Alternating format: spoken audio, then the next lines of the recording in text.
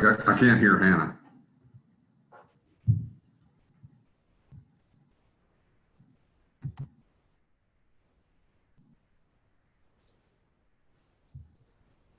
Hey, Paul.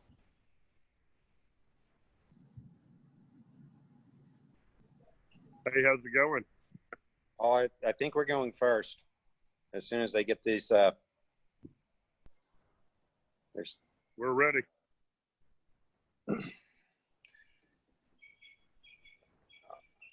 Unfortunately, I'm not seeing a picture of you. Let's try this. There you are. See that? Yes, sir. You see that, Keith? I can see it, Paul. Oh, okay, thank you. Not yet.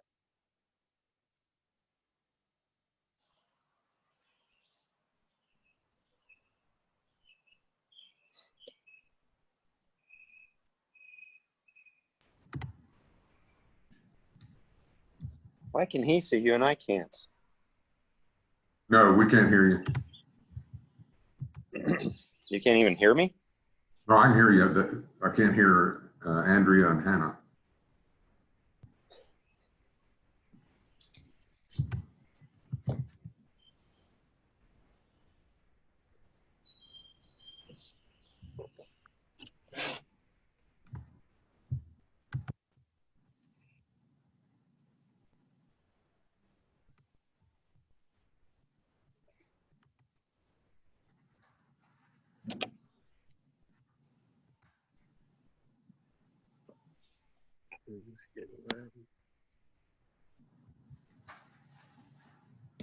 Hey, Leanna, you might want to tell Paul to stay in front of the greenhouse because I don't think he's getting connectivity way back there. So just tell him to stay right in the very front of the greenhouse. Try 3. Can you hear me now? All right. Can you hear me now? Yes, ma'am. Excellent. Very good. All right. We would love to welcome you to our first webinar for Texas Hemp Harvesters Association. So thank you all for joining us online. We appreciate it. We have a number of individuals who've had an opportunity to join us here in Tyler. This represents one of our first regional supply chains, and so we would like to welcome everybody. We would like to thank Rose City Growers for offering to give us a tour and kind of acting as a hub for participants in this region. So after this workshop today, we will be gathering at the Rose City Growers facility for a tour of their site and also to meet your regional supply chain. So anyone who is in the area or feels comfortable to come join us, we would love to meet you in person, first and foremost. Andrea, how are you doing today? I am ready for doing this? great. I'm great, Hannah. How are you? Wonderful. I want to just welcome everyone that did make it out here, as Hannah said, and for those of us who are meeting us online, welcome. So just a few housekeeping tips before we get started. We want to make sure that everybody understands how this works. So because this is set up as a webinar, the people who are calling in as attendees, you are only required to answer polls if you choose to, and to put chats in if you have some information that you'd like to communicate, and there's also a question and answer section. So how we're going to be presenting this webinar today is that we're kind of going in different sections. We have an agenda we'll be working through, and at the end of every section, we will open up for question and answer. So don't worry, we won't make you hold your questions for TDA until the very end. We'll stop after that, and we'll stop after each one of our panelists give their presentation, so you guys will have a chance in the Q&A section of the Zoom meeting to ask. You can also put them in the chat section. We'll be monitoring that throughout this webinar. And then if worst comes to worst, you can always text me. The phone number is on our TXHHA website. So, Andrea, do you want to talk a little bit about what our goal is for this meeting today? Well, our goal is to educate our members and those who are interested in being a part of hemp in Texas. And we are looking to build a responsible supply chain together. It's going to take all of us to make a robust Texas hemp program. And so we want to build relationships whether you know who is in your region that's a licensee, that you may be able to form some type of cooperative or collective with them, so that as you're building this responsible supply chain in hemp, whether it be in health and wellness, in cannabinoids, or if you're looking at going into fiber, we want you to know each other. We want to provide this platform so that you can find who is in your region to build your hemp program responsibly. And with that, we started Texas Hemp Harvesters Association with the goal of educating Texas on compliance and responsible supply chain, and also to develop the industrial market here in this state. So this takes a massive effort of all of us involved. So today we are honored with a number of panelists that are going to give their explanation of their experience. So we have subject matter experts on everything from testing to growing to cultivation and to drying, and just essentially all pieces of the supply chain. So thank you again for joining us. We are very excited to have everybody both online and in person. And without further ado, I think, Andrea, is there anything else that we need before we hand it over to our wonderful Texas Department of Agriculture team? Absolutely. We need every one of you. We need each other to build this hemp industry in Texas. And so we do ask that you, if you have an opportunity today, visit our website. It's TXHHA.org. And for just $50, you can become a member. We were very intentional on how we wanted to build our organization, and we want everyone from our sister associations, such as HIA, Hemp Industries Association, from the Texas Hemp Coalition, and others, that we are here together in this. And so please visit our website for more information. We have a resource page. We were very intentional in building relationships with higher education. You'll find information about research there and upcoming events. And if this is something you'd like to do in your region, we are glad to come and be a part of that and support you. So as Hannah mentioned, visit our website, txhha.org, and you can send us an email. We'll get it in real time, or send us a text. And if you're on here, please don't forget to join in this conversation and this workshop, because we are really looking forward to hearing from you. Thanks, Hannah. Yes, and with that, I also want to share a number of people that are involved here and on our panels. They are members of other associations within Texas and especially outside of Texas. And TXHHA wholeheartedly, open arms, welcomes all co-ops, all collectives, all associations, all community gatherings within the hemp industry, right? What we want to do is support this industry moving forward. And so please, you know, we have a new level of membership for those who own or are running a co-op or collective in your own area, and we ask that you join. And the goal in this is that we work collaboratively together. We promote the events that you're doing. We make sure that you have the resources that we have. So please know that our association is really built and run as a collaborative environment that takes you, us, and the rest of Texas, including everybody that's on this call, to make it happen. So, all right, without further ado, we have two wonderful gentlemen from Texas Department of Agriculture that are on our panel today. We have Randy Rivera, who will be giving an overview. He's the one who has really ramped up and launched the application process and is overseeing that. And we also have Dan Hunter here as our, you know, local subject matter expert in all things politically hemp. So without further ado, Randy, I'd like to turn it over to you.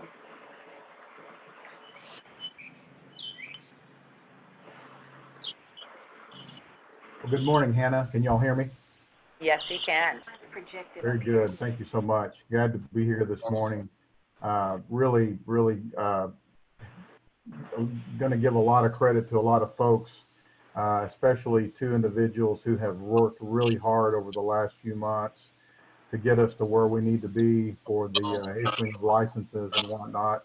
In fact, one of them may actually be an attendee here this morning, Cindy Lockwood, who is a longtime PDA employee who I have known throughout my career, throughout my 30-plus career at TDA, and she has been instrumental in helping making sure that we're getting these licenses and all of the other documents going. So Cindy, if you're listening, thank you so much for all of that you've done for us, and Likewise, kudos to Jeff Claxton, who is our Seed Lab manager, who is also our hemp coordinator down at Giddings. Between Jeff and Cindy, they've done yeoman's work in making sure that we get to the point that we are today. So thank you so much to those two individuals and everybody behind the scenes in licensing and everywhere else at TDA that has done a tremendous job in helping us get to where we are in a really, really short span of time. So thank you to all of you. At this time, if I can, I'd like to share my screen here so I can make my presentation. Let's see if I can make this work. Can you all see my screen now? Yes, sir.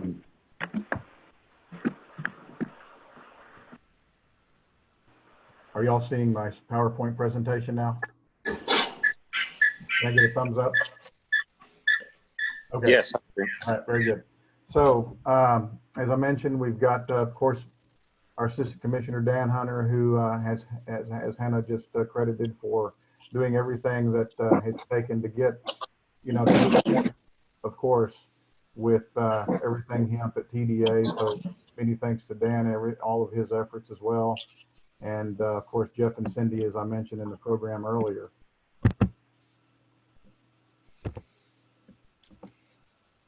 And if I can figure out how to advance my slide here. There we go.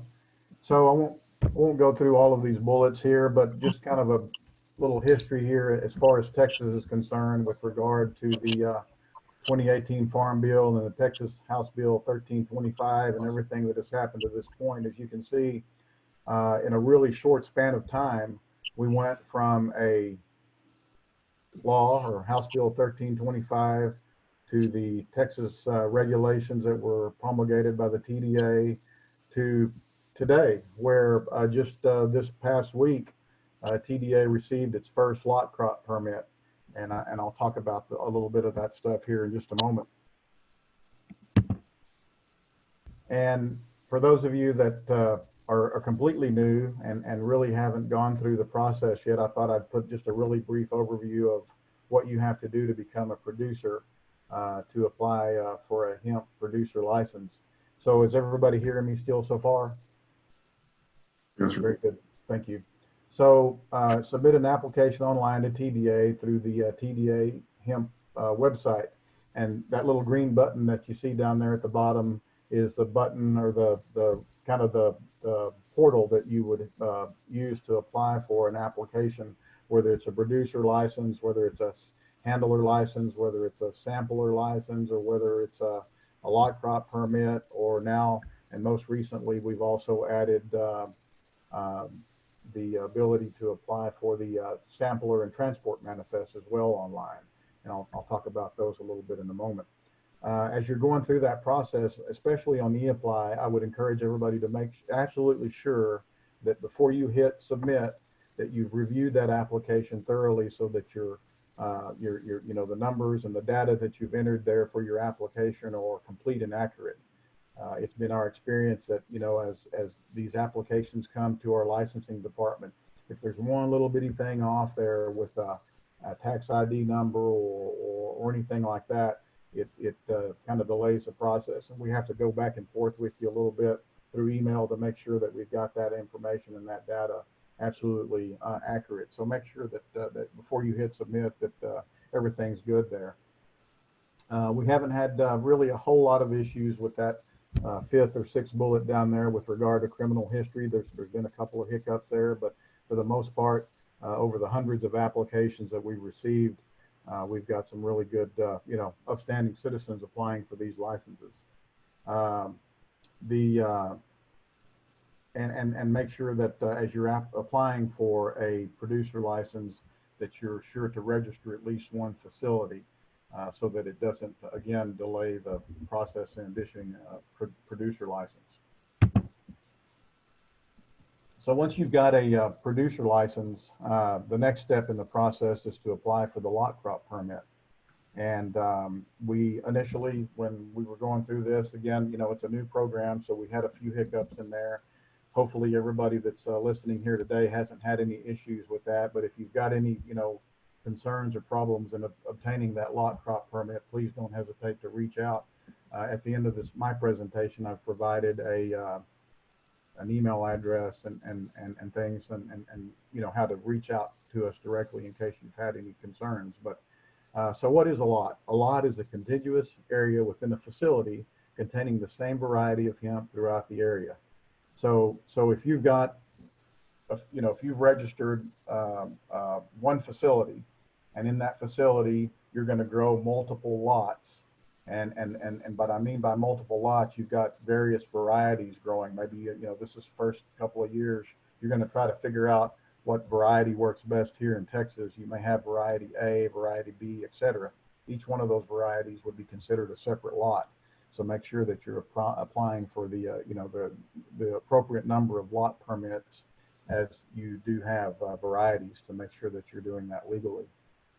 Permits are good for one crop, and if you plan to grow multiple crops in a year, you need to make sure that you apply for a new permit each time that you grow a lot.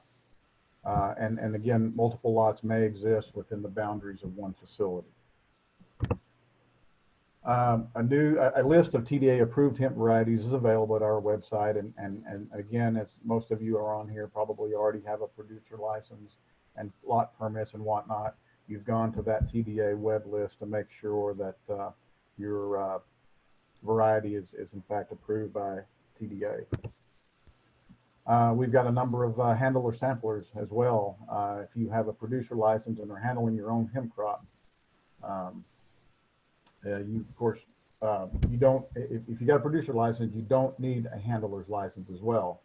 And in fact, one of the confusion that has kind of come along the way is that people that have a producer license think that their employees may also have to have a handler license. That is not the case. If you've got a producer license, your producer license covers the folks that are working, you know, for you on your establishment. So again, that's probably been a little source of confusion there, especially with our regulation and whatnot. So just, if you've got any questions like that, again, don't hesitate to reach out to me directly.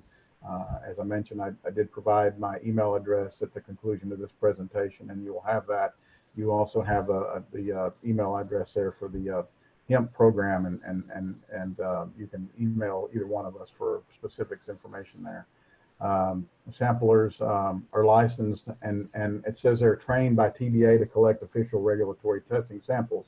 And what that means basically is, as you've gone through the process to become a handler sampler or sampler, you have gone through and viewed the PowerPoint presentation provided by the USDA for to do the official testing. As this program grows and as we get farther down the line, I envision a day where we'll actually have a more hopefully robust training program, so that we can do the actual testing either live or at least in a webinar format like this. So stay tuned for that. Sampling. TDA will not conduct any hemp sampling. Producers must contract with a third-party sampler, and as I mentioned, we do have samplers licensed with TDA at this point. Sampling must be collected before harvest, and the crop should be harvested within 15 days from a sample collection. Failure to harvest within 15 days would trigger a second sample. Samplers will send the sample to a TDA recognized lab with the sample manifest, and so that's want to make sure and emphasize that as someone is ready to harvest, one of the things that they've got to do is get on that same website where you applied for your producer license, and apply for that sampler or that sample manifest. Then that triggers TDA to send out a manifest that allows the sampler to actually send that sample to the lab, and so primarily that does one important thing, and that makes sure that that there's a manifest accompanying that sample of hemp for, in case you should get pulled over by law enforcement, you've got something that documents what you are carrying is in fact something hemp and not something else. For monitoring purposes during a crop growth, producers may collect their own samples, but samples used for official testing must be done by an independent licensed sampler. all samples sent to labs must have a sample manifest.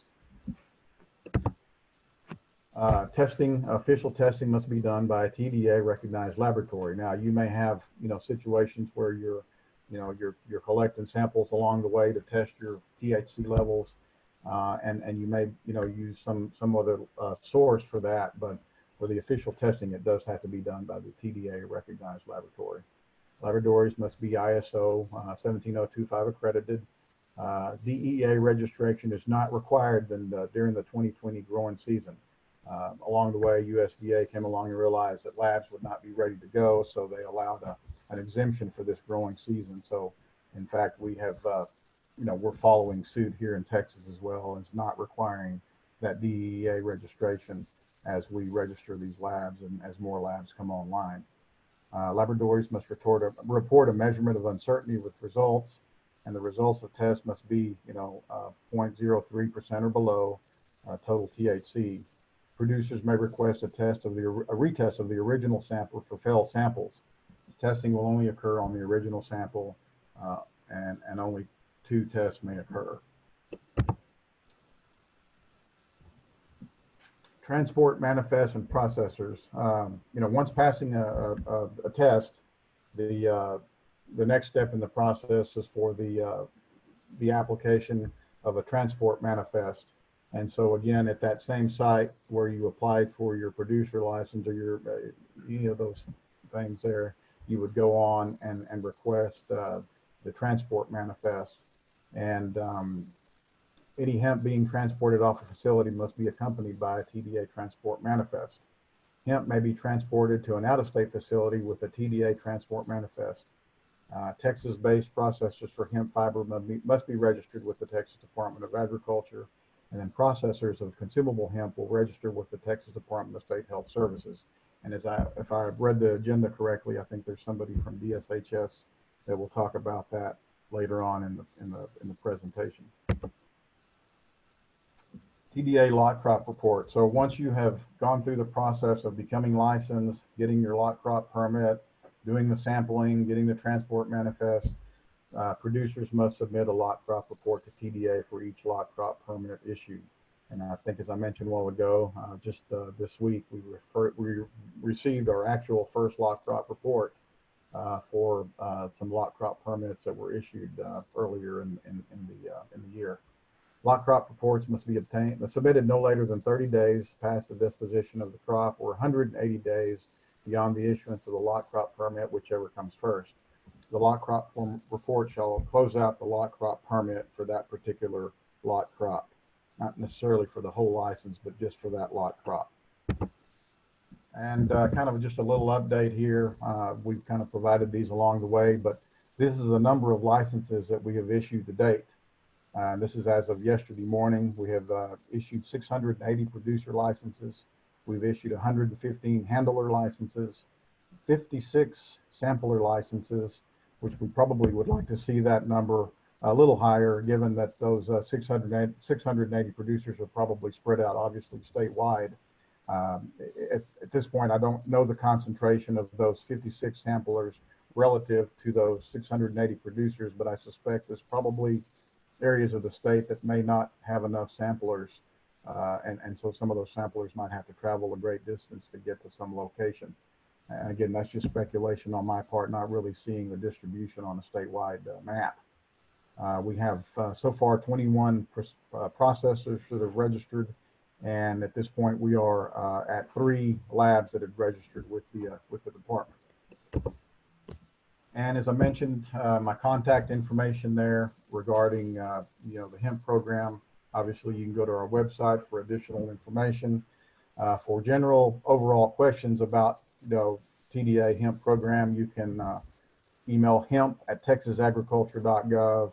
And then certainly, if you've got any issues, you've gone through, you've exhausted your ability to get information, you're kind of hit a brick wall with something, please don't hesitate to contact me directly at that email address there, and I will be sure to respond to any concerns or questions that you might have.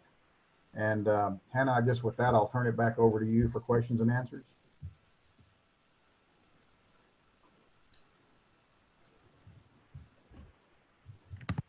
So Hannah, before we open it up for questions and answers, I want to say a few things and say, first of all, thank you to all of you who are participating today.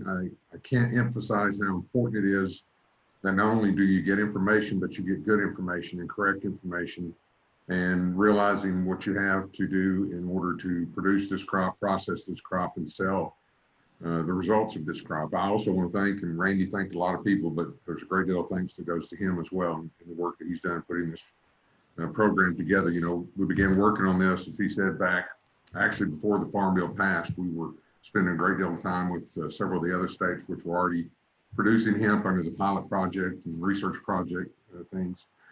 The one thing that I've continued to try and tell folks, and as we get to questions, I'm sure some of it will be, well, why do we have to do this? Why do we have to do that? Let me first of all say that everything that we put into the rules, we based essentially mainly off two things. One was, of course, the regulations that came down from USDA. So we're pretty much tied to, and we're told directly by the secretary, you do it this way or you don't do it at all, and we're not going to approve your state plan. And we did that.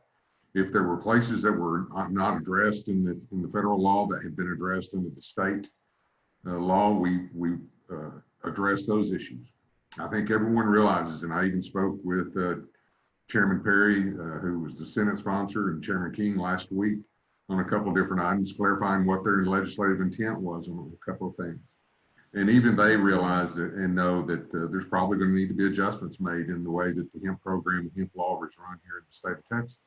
We also know that the feds are going to change a few things, and that probably includes this time around, because it would have been just almost impossible to get laboratories available for folks to have testing.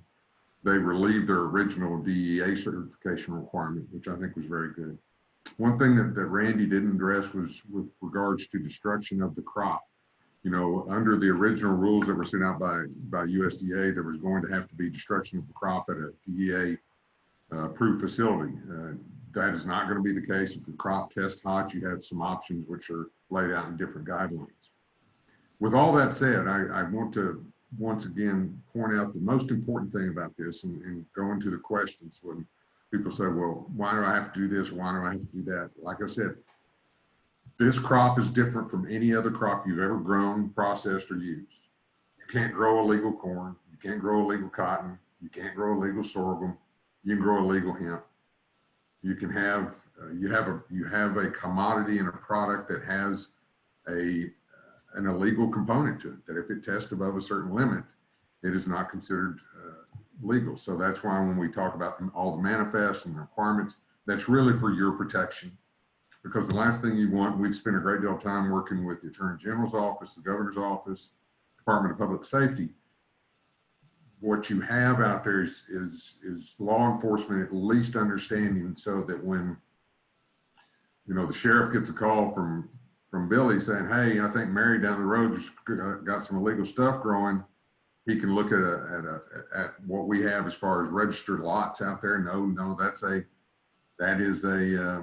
hemp field. Or if someone is transporting, whether it's someone transporting, you know, transplants, or whether they're transporting a harvested crop, whatever it is, the last thing you want is for your transport to be delayed because some DPS officer or someone stopped you out there, a local police officer, and saw what you had in your vehicle, and it looks a lot like marijuana, and you know, you don't have any proof that it's not. That's why these requirements are so important for you on the manifest.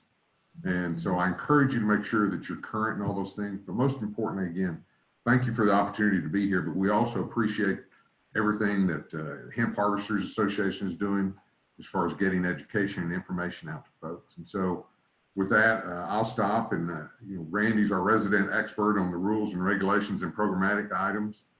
I can certainly address things from a legislative or political side and give insight there. But Hannah, we'll turn it back over to you guys.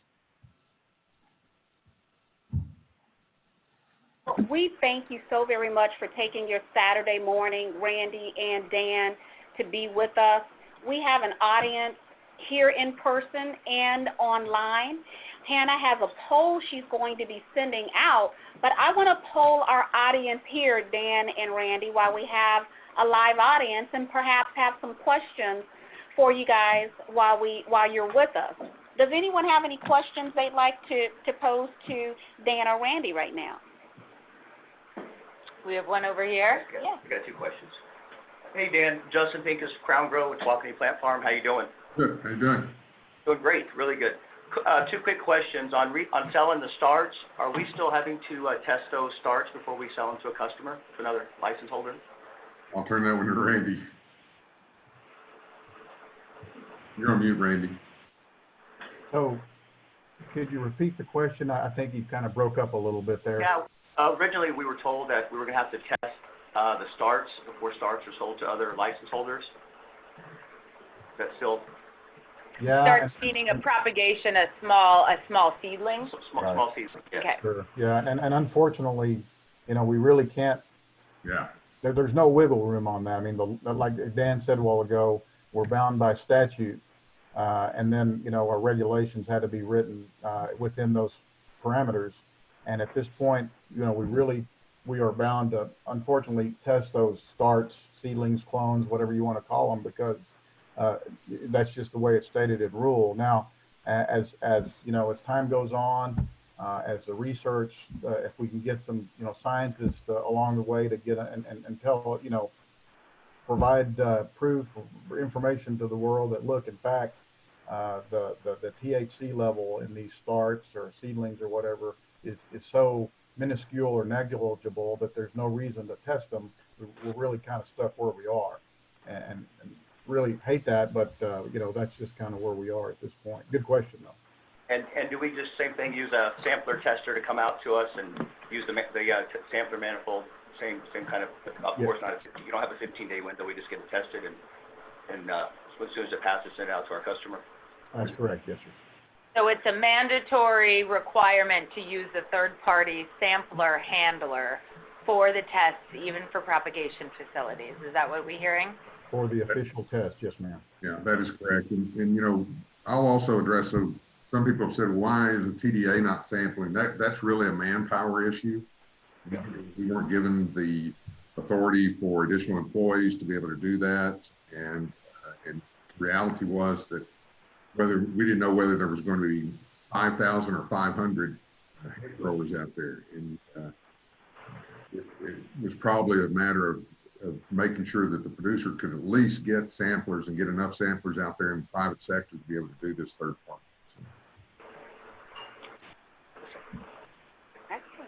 And then second question, guys, paperwork. What do we need as when we're selling to another producer? What do we need to have on file? Do we need to have the producer's license number? Do we need to have their floral certificate number? What do we actually need to have on file in case we do get audited? What do we need to have to prove that we sold to a license holder? Again, another good question, and quite frankly, the rules really don't address this to the nth degree. And so what we're recommending to folks is, as you make these transactions, that you keep a record of, you know, anything that would be pertinent, obviously, to that transaction. Make sure that you're selling to a licensed producer. Make sure you're getting their license number, you know, their name, all of that pertinent information that would go with that transaction, and then keeping that record on file so that in the event, you know, you get inspected somewhere down the road, that you can demonstrate to the inspector that, in fact, you know, the distributions that you made were, you know, above board. Thank you. And something probably we'll need to address, obviously, at our agency by rule down the road as we, you know, as this program develops. You know, and I'll equate this to our pesticide licensing, you know, a division in which I spent a great deal of my life at TDA at. You know, along the way, we realized that these records have to be kept track of. So along the way, we had to promulgate regulation to deal with those specific issues and make sure people are keeping records of the transactions of the, you know, distribution of restricted use pesticides. I would equate this pretty similar in that, and so we'll have to, you know, draft some regulation to deal with those issues along the way. Thank you. Randy and Dan, we have another question from one of our audience members. Go ahead. Hi, I'm Lynn with Eco-Friends Organic Pest Control, and I saw you only have 3 facilities that's approved for testing. and I'm assuming they're here in the state. Yes, we only license or certify labs in the state or have them registered. And I know that we've had 3 that have been registered, but Randy told me, I think last week, that we have several more applications for labs. We do, and in fact, Dan, if I'm not mistaken, we may even have an out-of-state lab that has applied for registration. Okay. I don't know where that one is at this point. I think they're out of California, if memory serves. But we do have, some more in the queue.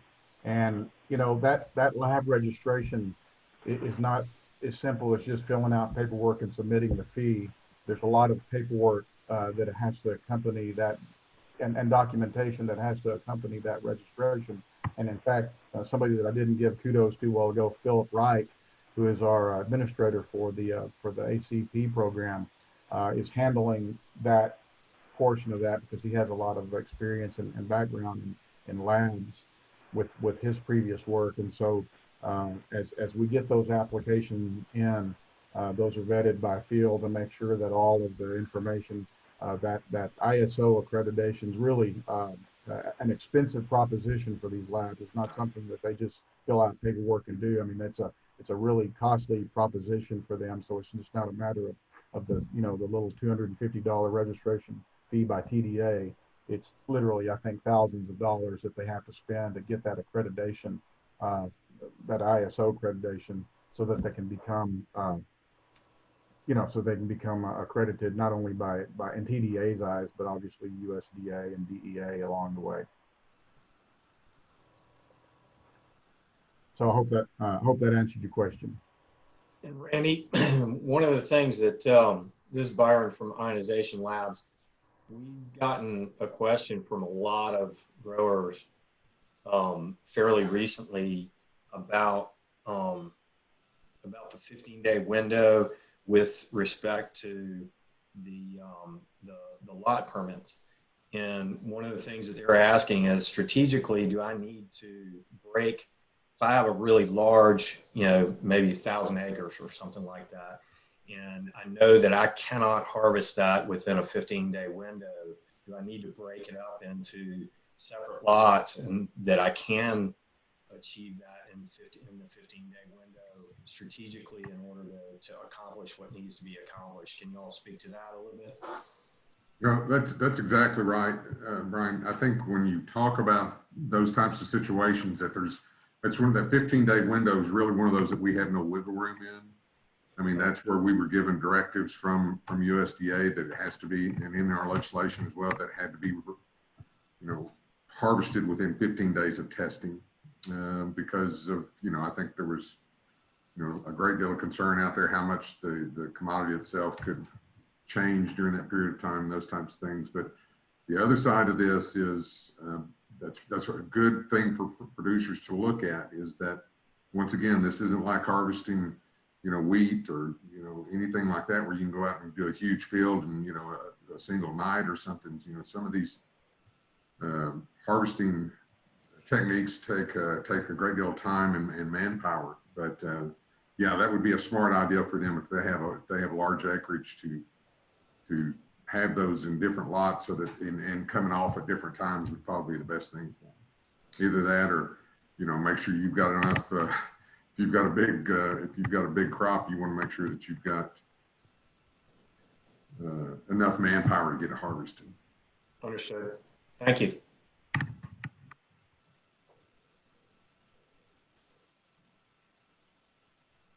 We're looking online to see if there's any questions, Randy or Dan, and you've been very thorough, and we are recording this presentation, so we'll have it for other members to take a review or to review it. For those, if you want to send it to someone, you'll be able to do that as well. But just, does anyone else have any other questions? Was this helpful for those who wanted to have something back from TDA? Come on, y'all Getting some head nods. Yeah. We've got some head nods, Randy and Dan, Right. from our live audience. All right, and so I'm going to launch this poll. Just if everybody that's online would just take a moment to just let us know if you have your license or registration from TDA. That will be helpful. It will help us understand who we've got on the as attendees. All right. We ready to transition? Yeah. All right. So Dan and Randy, again, thank you so very much for taking your Saturday morning to be with Texas Hemp Harvesters Association. Sincerely from Hannah and I and our members, we thank you for your time and our guests. So I'm going to transition to our next segment of our workshop. Hannah Wilner will be going over DSHS draft rules. So Hannah, take it away. Wonderful. Thank you. So many of you received our newsletter, which had a little quip about the draft rules. Actually, on Saturday, I believe, was the last day to submit any comments for Department of State Health Services. So many of you know I'm probably going to address our audience here, so I hope those online don't mind. So there is a division within Texas of how hemp is handled. So as Randy and Dan represent the cultivation aspect and all things what we consider non-consumable, Department of State Health Services has been tasked with writing the rules and regulations and overseeing the consumable hemp production. So let's talk about what that looks like. There's a number of provisions that they've made, specifically addressing what the definition is around a consumable hemp product. So in our comments from TXHHA, we requested additional clarification because although seeds for animal feed or human consumption, some hemp seeds are considered generally regarded as safe through the FDA. Other components of the hemp seed are not. And so this makes it a little confusing as we're going through and moving forward now. We're hoping that they'll come out with additional clarification in their final rules and regulations. But right now, it clearly states that the seeds that are approved as generally regarded as safe will be handled not within Department of State Health Services. So Randy or Dan, if you're on, maybe at the end of this, you guys could chime in about how you guys are handling the seed and feed production facilities. So that's the first one. The second part in the general provisions that has caused a number of Texans to be up in arms is the banning of smokable hemp. And this was written into this legislation for production, and then Department of State Health Services, for whatever reason, added in the manufacturing and distribution of smokable hemp products. So this has caused a number of issues. For those of you who don't know, the reason a lot of farmers are up in arms about this is because that represents the top premier flowers that would be considered smokable, represent the top tier of revenue for farmers. And so when you're looking at a whole crop that you're growing, you've got different tiers that you can realize when you harvest that crop. So it's causing some issues, but it's also causing issues with distribution because technically, right, this is now a federally legal crop that can be distributed across state lines with no issue. So the fact that we now in Texas have this limiting language that disallows even the distribution and retail sale of smokable hemp, I think there's going to be some further conversation around that. So I just wanted to address that so everybody understands. We know that this is an issue. You know, our stance from the association is let's move forward with building our industrial hemp program as we have it, and as Dan eloquently stated, we understand that this is going to be an iterative process, right? We understand that these first rules and regulations will likely be adjusted to represent a more realistic view of how Texas is going to handle this in the future. So know that, you know, let's just get started and then we can push for change. So that's our perspective anyway. All right, moving right along. So what is the CHP license for? This is about manufacturing, processing, and distribution. There is a slight nuance between manufacturing and processing. One represents the initial adjustment of the flour into a oil or some kind of consumable product. The manufacturing represents a blending of components into a final retail component. So really, it doesn't matter because it all falls under the same license. So when you apply for your consumable hemp products license, it will be covering manufacturing, processing, and distribution. These applications are limited and capped at a $250 fee per facility. So for those of you who will have a production facility, whether that's manufacturing or production, that counts as one. If you are storing your items for distribution in another location, that also counts as a facility, so there would be an additional $250 fee for that. There are written, if you are applying and you do not own the property, so say you're leasing a processing facility, you would need written consent similar to Department of State Health, or to Texas Department of Agriculture. We need written consent from the owners of the property that say, yes, you can be handling this product on their property. And then also there is a mandatory fingerprint criminal background check. It's the same as the Texas Department of Agriculture. We're checking 10 years to make sure that there are no felonies associated with controlled substances. So only felonies associated with controlled substances will make it so you cannot get this license. However, that fingerprint check is paid for by the applicant. So just make sure that you know there's a couple of additional fees within the DSHS application. Other than that, it's pretty general information you'll be providing. So business name, contact information for both the business and the person who's responsible. Testing looks different with consumable hemp products than it does with Texas Department of Agriculture. And that's primarily because there are multiple ingredients that are required for a processed material that will be going out for retail sale. And so within this testing, all ingredients must be tested to be proven safe. So we're not just testing for the cannabidiol or whichever cannabinoid is in the actual product. We're testing for all ingredients to make sure that somebody's not adding something that has some carcinogens in it or anything else. A certificate of analysis is going to be required for these products before they can be sold. Texas Hemp Harvesters Association made comments about there's a lot of passive language from DSHS about they may require it or they may request these testing results.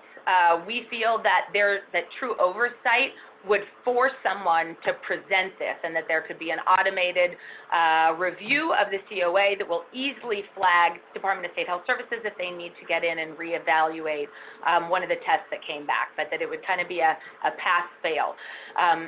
Within that certificate of analysis, it is on the owner of the retail and the distribution to hold their testing and all documentation that goes to prove that the products that you're going to be selling are safe.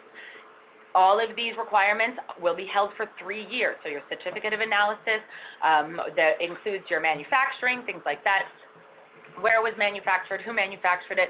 Again, it is the onus of the retail sale owner to have and hold and prove that the products that they're selling are safe for consumable, for consumption. The products that have contained, the products that we're shipping in from out of state that you will be selling on the shelves also are required to have the certificate of analysis. So expect that you as a consumer can go into any store that will be selling CBD products or any consumable hemp product, and you should be able to ask and they should be able to produce you immediately the results of that certificate of analysis, whether that's something that was produced in the state or out of the state. So know that we as consumers have rights to ask. It is the onus of the owner, the retail sale owner, to produce that information for us. So with retail sales, there is, and this is, Andre and I have been in this industry for a while, so labeling is quite the issue. It's been an issue from the beginning all across the state. So Department of State Health Services has really made it simple in the sense that they require 2 things on the label. One is a URL that goes to whomever the manufacturer is, so we can see that this is some legitimate business. So the URL is required, and then a QR code that takes you to those certificate of analysis that proves that the contents of whatever package you buy are what they say they are. So you should be able to take a snapshot of that and see it on your own. If they are not in compliance, they will be flagged by Department of State Health Services as not in compliance. There is some vague enforcement conversation or language in these draft rules that talk about the level of penalty will be assessed based on the crime committed, essentially. So, assuming that we have 60 days after these rules are in place for all retail sales that are selling consumable hemp to get up to speed, to get their licenses, and to make sure that they have the documentation to prove that they are selling safe, reliable products in our Texas market. So, registration is different from licensing. Those who are manufacturing, processing, and distributing must have a license. Retail sales are required to register, so it's not quite as, I think, onerous to get your registration. We haven't seen what that obviously will look like. However, we do know that employees and contractors of a CBD store do not need to have their individual registration. So I'll use American CBD Shaman as an example because we know them. They have multiple retail outlets. The workers inside those retail outlets will not be required to have registration. However, American Shaman, as the oversight and the parent company, will be required to register each of those stores. I think that is all I have right now on Department of State Health Services. Are there any questions from the audience or other panelists around the Department of State Health Services? We're very interested. Obviously, this is still being written. Like I said, they have received all their comments as of this Saturday or Monday, I guess, the deadline closed. And so we're expecting a 30-day review from Department of State Health Services before they will open up, hopefully, the final application. Hannah, this is Randy. Thanks for that presentation. Obviously we get a lot of questions from folks about the VSHS rules, and so the best we can do is really direct people to that agency and their website because we just don't have that information. We all have all that we can say grace over right now with our own. But that said, one of the questions that came up this week from a member, not a member, but just a grower, had to do with the clippings.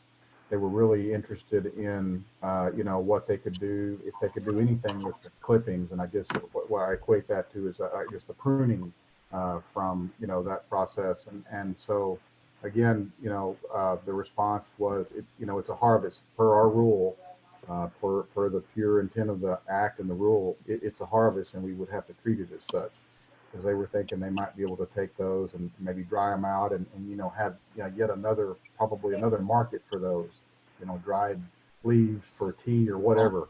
But again, it is considered a harvest, and the only thing that they could do would be to follow the process for, getting it sampled, tested, the whole 9 yards, just as you would anything else. So that was, and beyond that, obviously, if it's a consumable at that point, I instructed that individual that they would have to go through the SHS and get licensed perhaps or whatever. So we get those kinds of questions all the time, but I thought that was kind of noteworthy. And one thing here, I'm going to have to beg off for the rest of the seminar. My apologies, but I've got family commitments the rest of the day. But I'd be remiss in not mentioning that we also have 4 research institutions licensed with TVA. I didn't mention that a while ago. We've got Texas Tech, Texas A&M, Prairie View A&M, and then within A&M there's actually Texas A&M Extension and Texas AgriLife Research, which are operating under the same plan, but there's 2 different licenses there. And I bring that up to this group particularly because a lot of the questions that we've received have to do with research, and the only research that's allowed within the framework of the law and the rules are with an institution of higher education. And I know this being a brand new program in Texas, folks are really interested in growing different things to see what works best in Texas. Unfortunately, there was no latitude given, any exemptions given, so that any research that has to be done really has to be done through one of those institutions of higher education. So I noticed that Dr. Aruna was on the call, so shout out to Dr. Aruna. I don't know if anybody else is on the call, but I'd encourage folks to work, contact those institutions of higher education, A&M, Prairie View A&M, and Texas Tech, and work your, try to work your research through them. That's all I've got. Thank you so much for your time this morning. Randy, before you hop off, actually, so Dr. Aruna commented in the chat, he said, great, Randy, we started germinating and seedlings are growing fast. They do, they are weeds. Randy, before you hop off, would you mind sharing with us how Texas Department of Agriculture is going to oversee production facilities related to fiber and or seed for feed, say animal feed production or oil pressing? Can you give us some insight in that?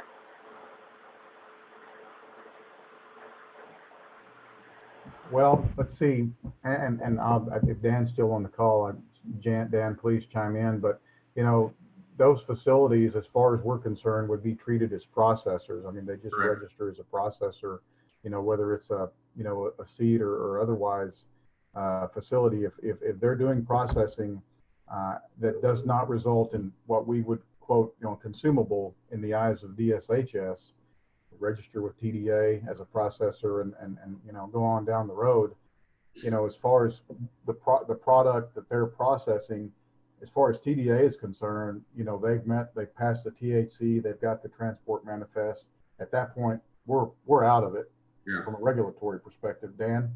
Yeah, no, I agree. And under the rules and laws as it's written, there's no requirement for us to further test that product because it's not a consumable. It's being used for other purposes. So that's right. I think the way we're reviewing it, and we haven't had an in-depth discussion because it just hasn't been a real big issue, but they would just be a processing facility and they just need to register with us like any other non-consumable processing facility. Okay, wonderful. Thank you. Good question. Appreciate that. Yeah. And I'm going to hop off too, Hannah, if that's okay. Yes, absolutely. Listen, if anybody is online, either attendees or panelists that have additional questions, go ahead and send them in through the chat line and we'll get those to Randy and Dan and we'll get the answers out to you. So thank you again. We really appreciate your participation and your excellent knowledge. Thank you all. Have a good rest of your afternoon. Good weekend. All right, for the rest of us who are staying, we are about to transition into our next section of the agenda, which is going to be talking about the supply chain components. So Andrea is going to lead us through a discussion in supply chain components. For those of you who are familiar with the Texas Hemp Harvesters website, we have a resources section, and in that resources section, we're revamping it to make it a lot more user-friendly.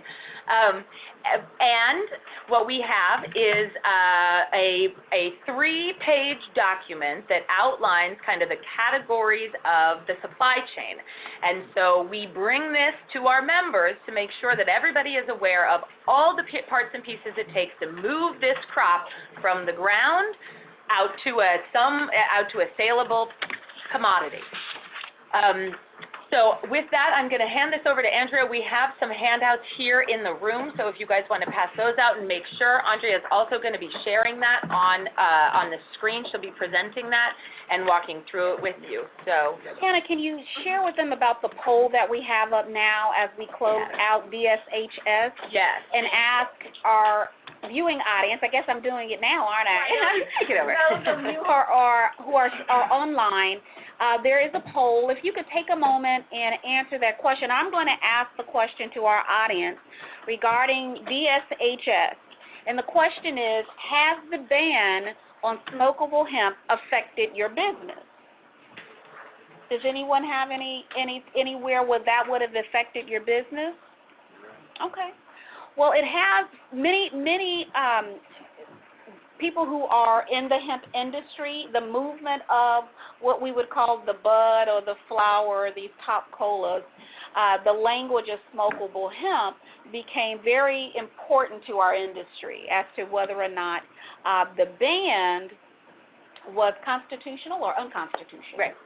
And so we wanted to pose the question because it helps us send that information to DSHS in a compiled format. Okay? So we do thank you so much for taking a moment to answer that question. So I'm going to share my screen now. Let's see here.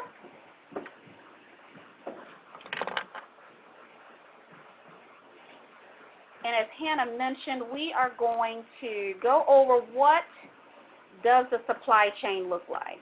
And we're going to put the pieces together. And it's the business of hemp in Texas.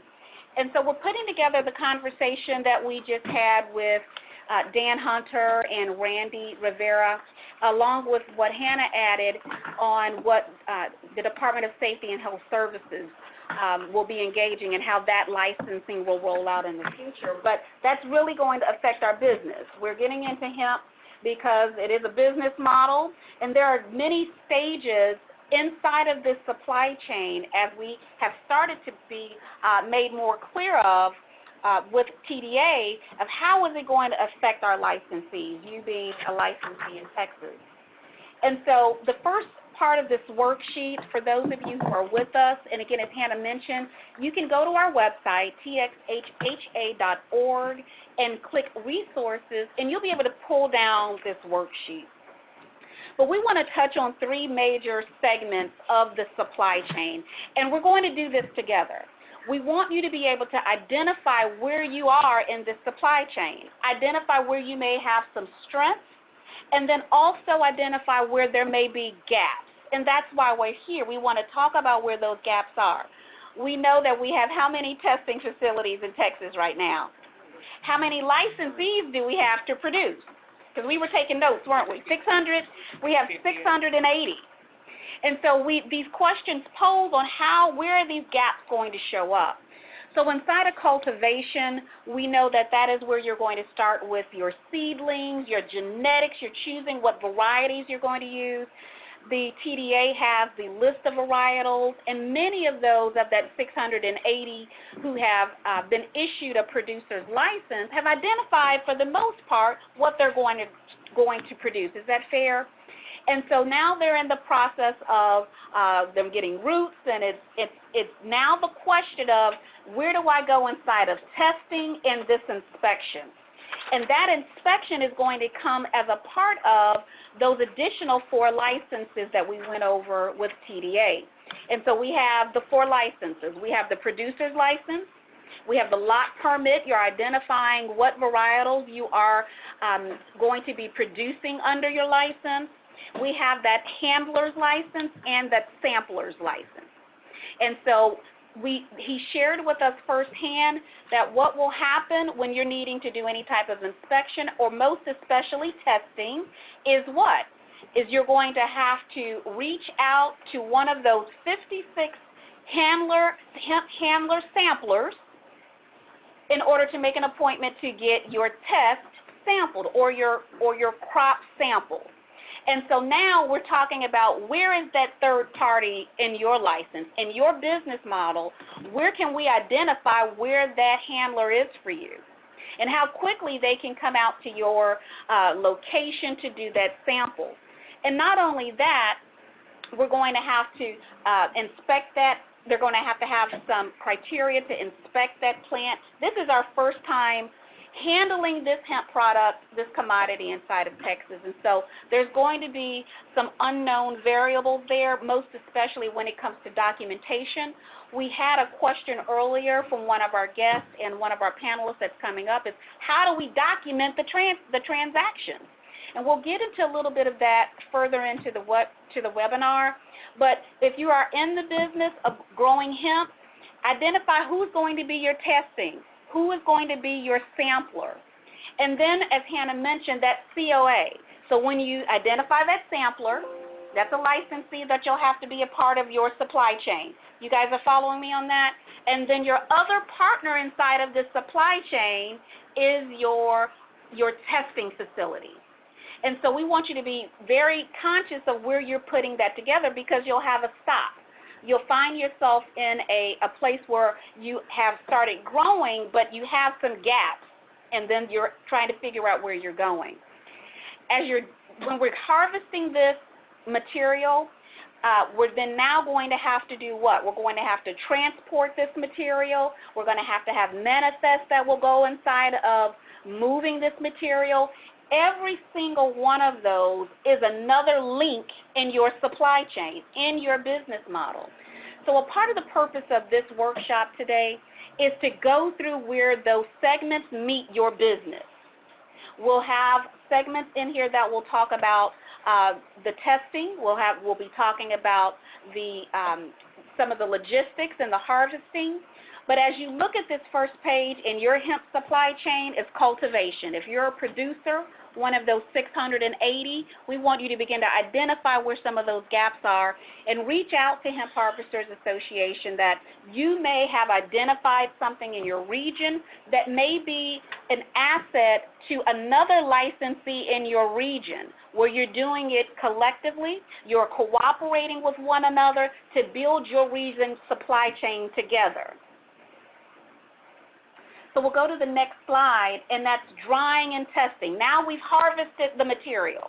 And so many in other states, remember, this is still very new inside of the United States that we have had the opportunity to grow hemp.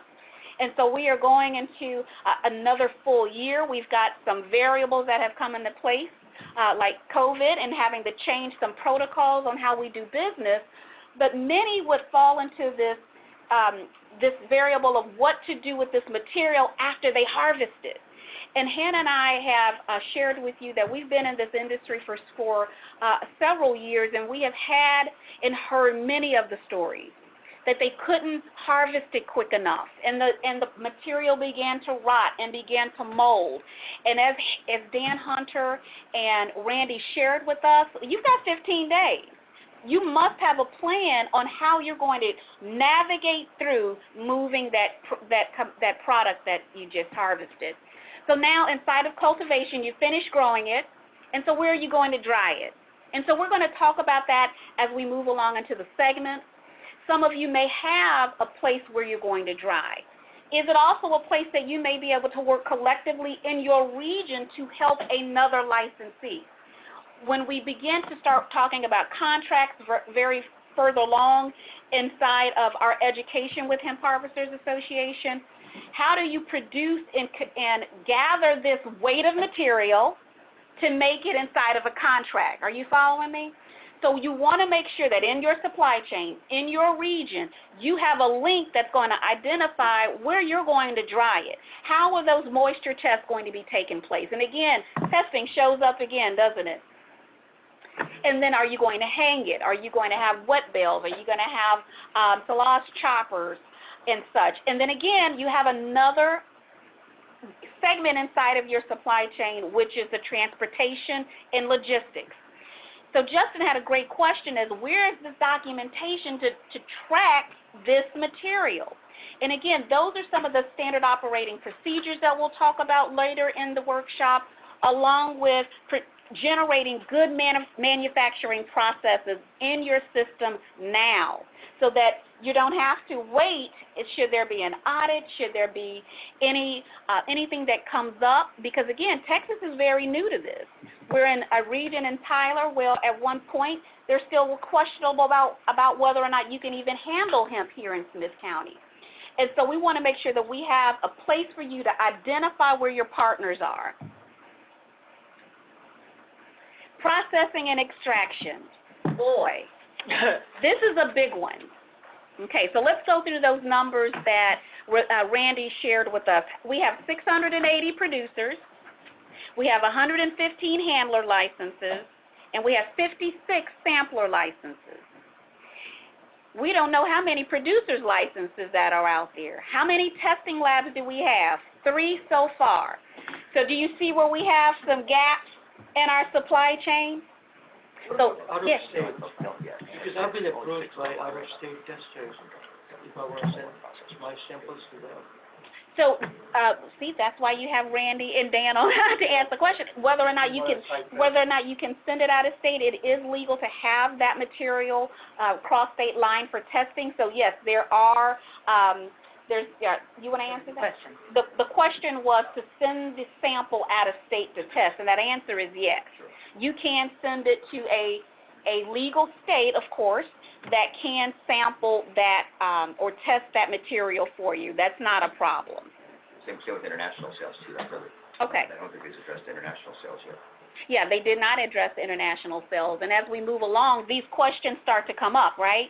that if I'm identifying that I know that inside of processing and extracting, we are limited, and we know firsthand that that is going to be a gap in many of the licensees as they begin to grow their crops, which they're already doing.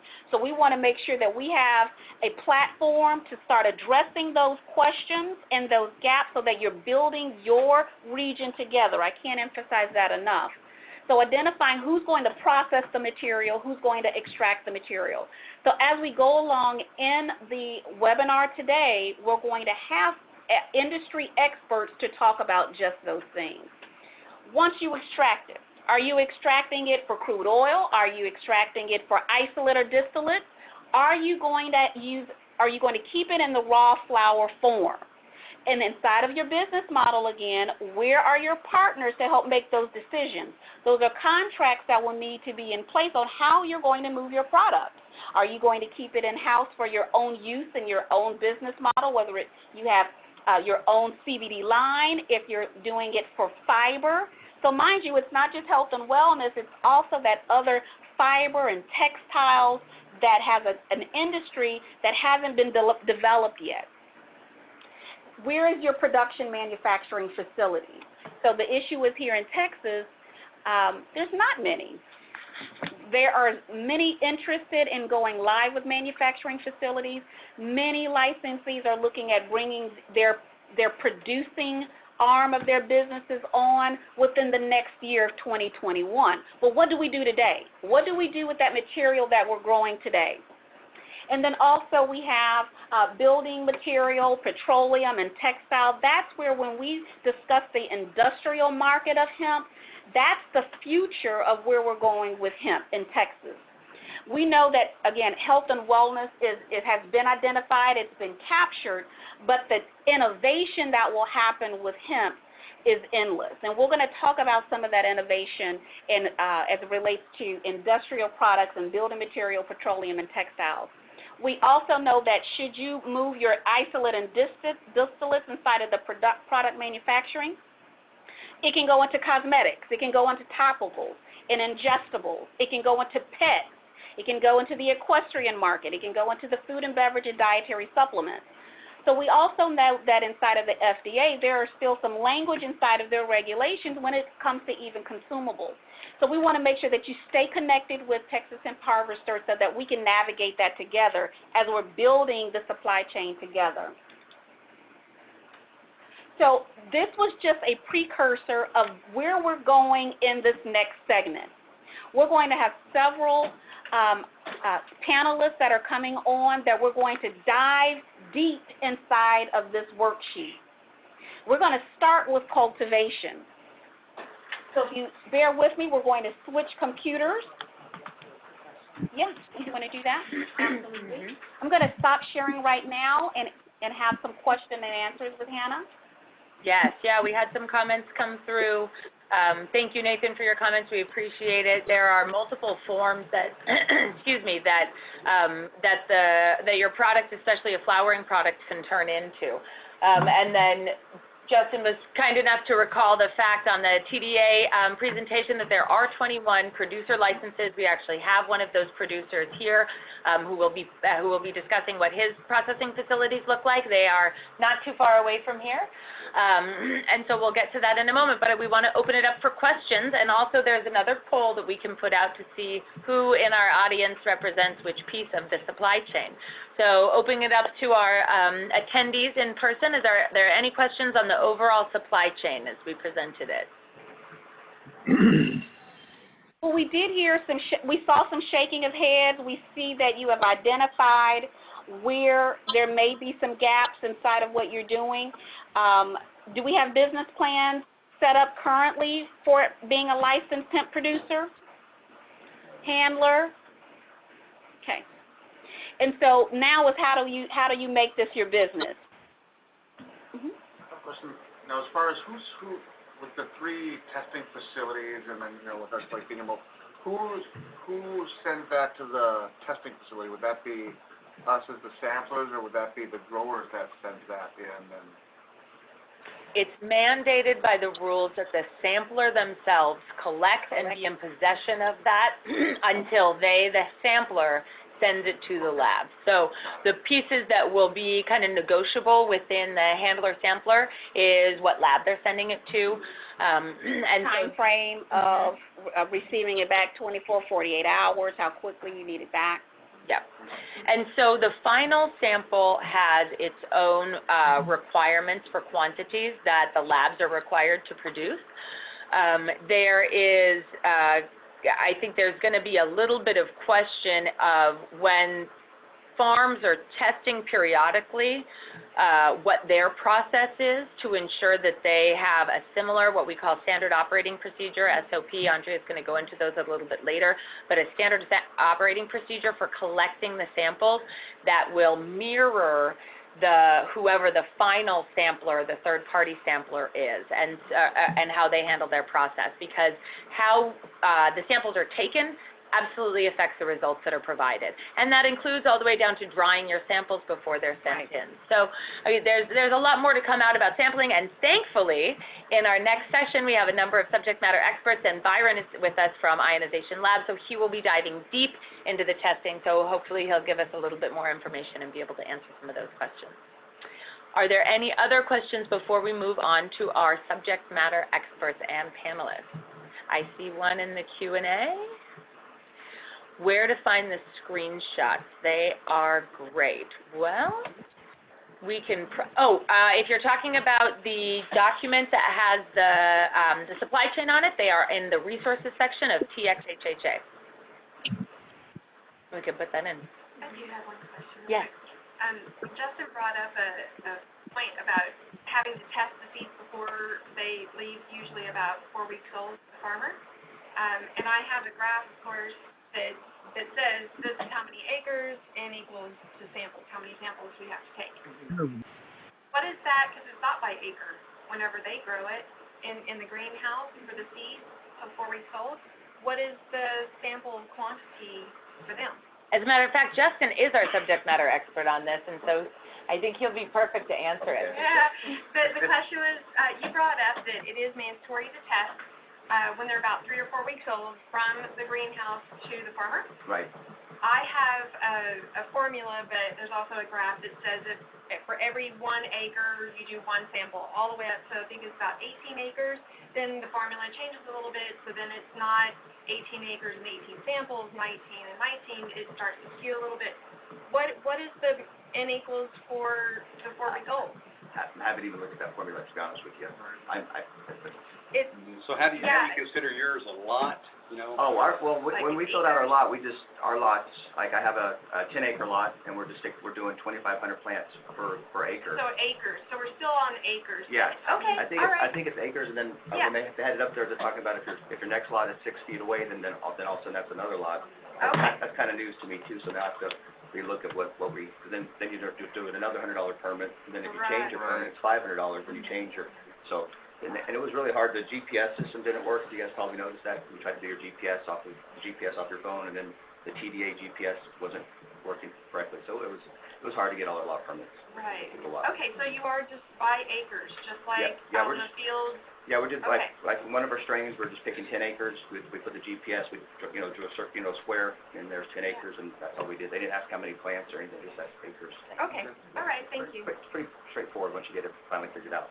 It's just a matter of doing it. You have it finally figured out. You gotta figure, you gotta get in there and do it. Emailing you back, any questions you had, they're really good at emailing you back pretty quick, so it just took a while to get it all, the system to work on their end. Okay, thank you. Yes, you bet. Any other questions? So now we get to more of the nuts and bolts of where we are, right? And so the supply chain worksheet that you have is now going to take you through some of the gaps in some of the industry professionals. So in that, we're going to start with our member partner, Rose City Growers. And we've got we've got Paul Wheeler and Keith Harlan with us. Hey, how's it going, everybody?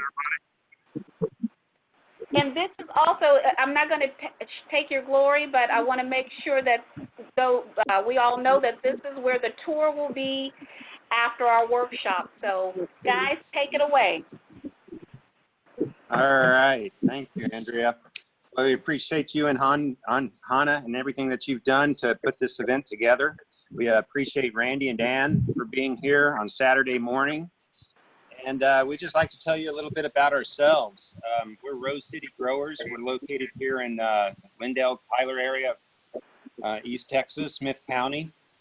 We're comprised of Paul Wheeler, who you got a picture of right there, Philip Walker, who is quarantined in London, England right now, and my brother David.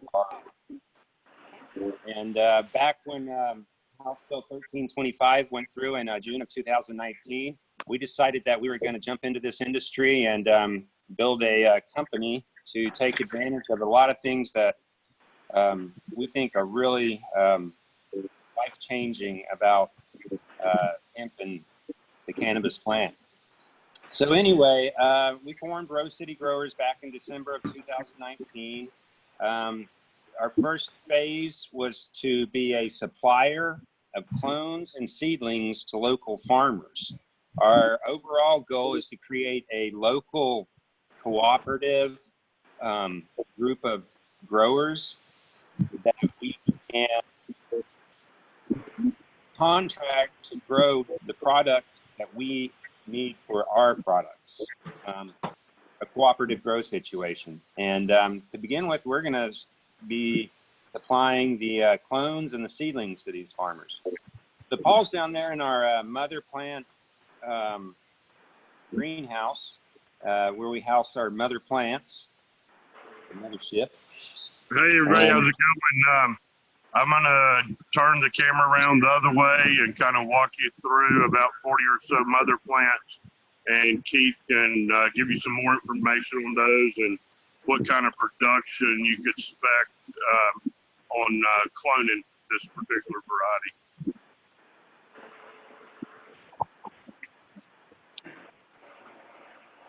We've got about 40, I think we have 45 mothers right now. You can see they're nice, big, robust plants. Almost all of these are ready to take clones from now. These will produce in the neighborhood of 20,000 clones a month. And, you know, we, here a little bit later, we'll show you some pictures of the actual clones. But as you can see, these mother plants are large, robust, and, you know, they take up a lot of space, and they can get on different regiments, and they're a little fickle to deal with sometimes. You are dealing with a plant in, you know, promoting the vegetative stage for a longer period than it's used to or genetically attuned to, so that can produce some issues too. But this plant is the sweetened that we're looking at right now, and it's a variety that produces a very bushy, high-producing CBD bud. And it seems to do very well in warmer climates. So far, it's done well for us here down in East Texas. Haven't had much of an issue with the humidity or anything like that, so it's working out for us well. Paul, you got anything to add? No, that sounds good. I'll head out towards the clones, and that are so many weeks along, we can show a picture of those. Okay, he's gonna show you the. Ross, we saw your message that says we can't see the plants. Are you able to see the video from Paul's video? Or Keith? Okay. I see how you guys did it. Okay, now you guys are looking at the clones from some of those same mother plants we were just looking at. And Keith can tell you about the age of these.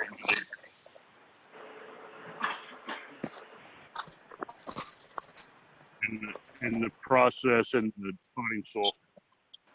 Oh, okay, right there. I got you back, Paul. Yeah, here are some adolescent plants that we cloned about 6 weeks ago. And you can tell they're about 24 inches high right now, when we have them in 2-quart pots. And at this point, we're using a potting mix of coco coir and perlite. Pro blend with some, what's that called? Peat. Pro blend with peat and micronex. And this gives us a really well draining soil that does really well for this plant. Really, cannabis in particular, you're going to want to have a really good, well draining soil that promotes aeration, so you can get the water on it and it drains through, and you promote the vegetative growth that way. Keith, if you can do something for us, this is Andrea. If because of the way technology is, it's sensitive to who's speaking. If we can have Paul spend a few moments and just take us through what you just said visually, and that way the camera stays on him. That's what's happening. Okay. So Paul, if you can speak, the camera will show you. Okay, yeah, sure, very good. So what Keith was saying, these are the clones that are kind of right behind me here, that were taken from those mother plants we were just showing you. And we'll clone, at this time of the year, we'll clone and seed and put them right out here in the direct sunlight. And yeah, they're pretty happy. And we're using a pro mix with micro hazelnut there, pretty important. And yeah, I got to make a little bit of a walk over to where I want to show you where we have some seedlings going. So Keith, I'm going to turn it over to you while I walk over to the seedlings, okay? Hey, Paul, while you're there, can you show us a closer shot of those, please? Yeah, sure. And then, Paul, could you also give some insight into when you can tell the difference between a feminized seed or a plant that's beginning to either become a hermaphrodite or is a male plant in itself? Because I know that a lot of farmers and growers are still unfamiliar with what that looks like. Yeah, I can show you, but so one of the reasons to use clones is so I know there's no males or hermaphrodites in these. I mean, I know these are 100% female because they're clones. So that's one of the big advantages. But when I get up to the next place where we're doing some seeds, I can show you some plants that we seeded that weren't females and that were males. So let me move up to that area, and that'll be a better place to show everybody, okay? Thank you. Okay. Yeah. And like we said, we're excited to have those who are in the region be able to join us after this event so you can see and touch and feel the plants and understand, you know, what this, and smell them. There's definitely a smell involved. Exactly. All those terpenes. So,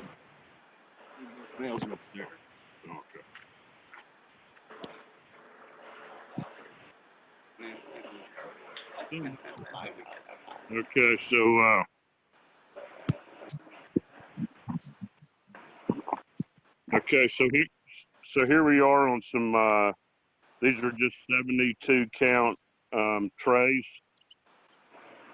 that we've been seeding in, and we're using a vacuum sealer from Berry Cedar Company out in North Carolina. And Keith, you want to talk about these a little bit? And one thing Keith's going to touch on is this particular plug right here. And you can see how easily this comes out of the tray right there. It's a good solid plug. It's got good growth coming in. And it's a pretty handy product. Keith, I'm going to turn it over to you to talk for a bit, okay? okay, thank you, Paul. Yeah, that's correct. Those are a cocoa core plug that came to us from Rio Coco, and Eric is their representative, and he's here at the nursery today. So if you have any questions about that, what makes that little seedling really nice is it's so easy to remove from the floater trays, the 72 count floater trays, and transplant. So that makes that very beneficial. The rest of these trays are, as I mentioned, 72 count seedling trays, and use a different soil for your seedlings, a germinating mix. You want to make sure your seedling mix is a germinating mix that has a part of vermiculite in it, usually about 20% vermiculite. And vermiculite enables the soil to retain water, retain moisture, and promotes the seedling a little bit better.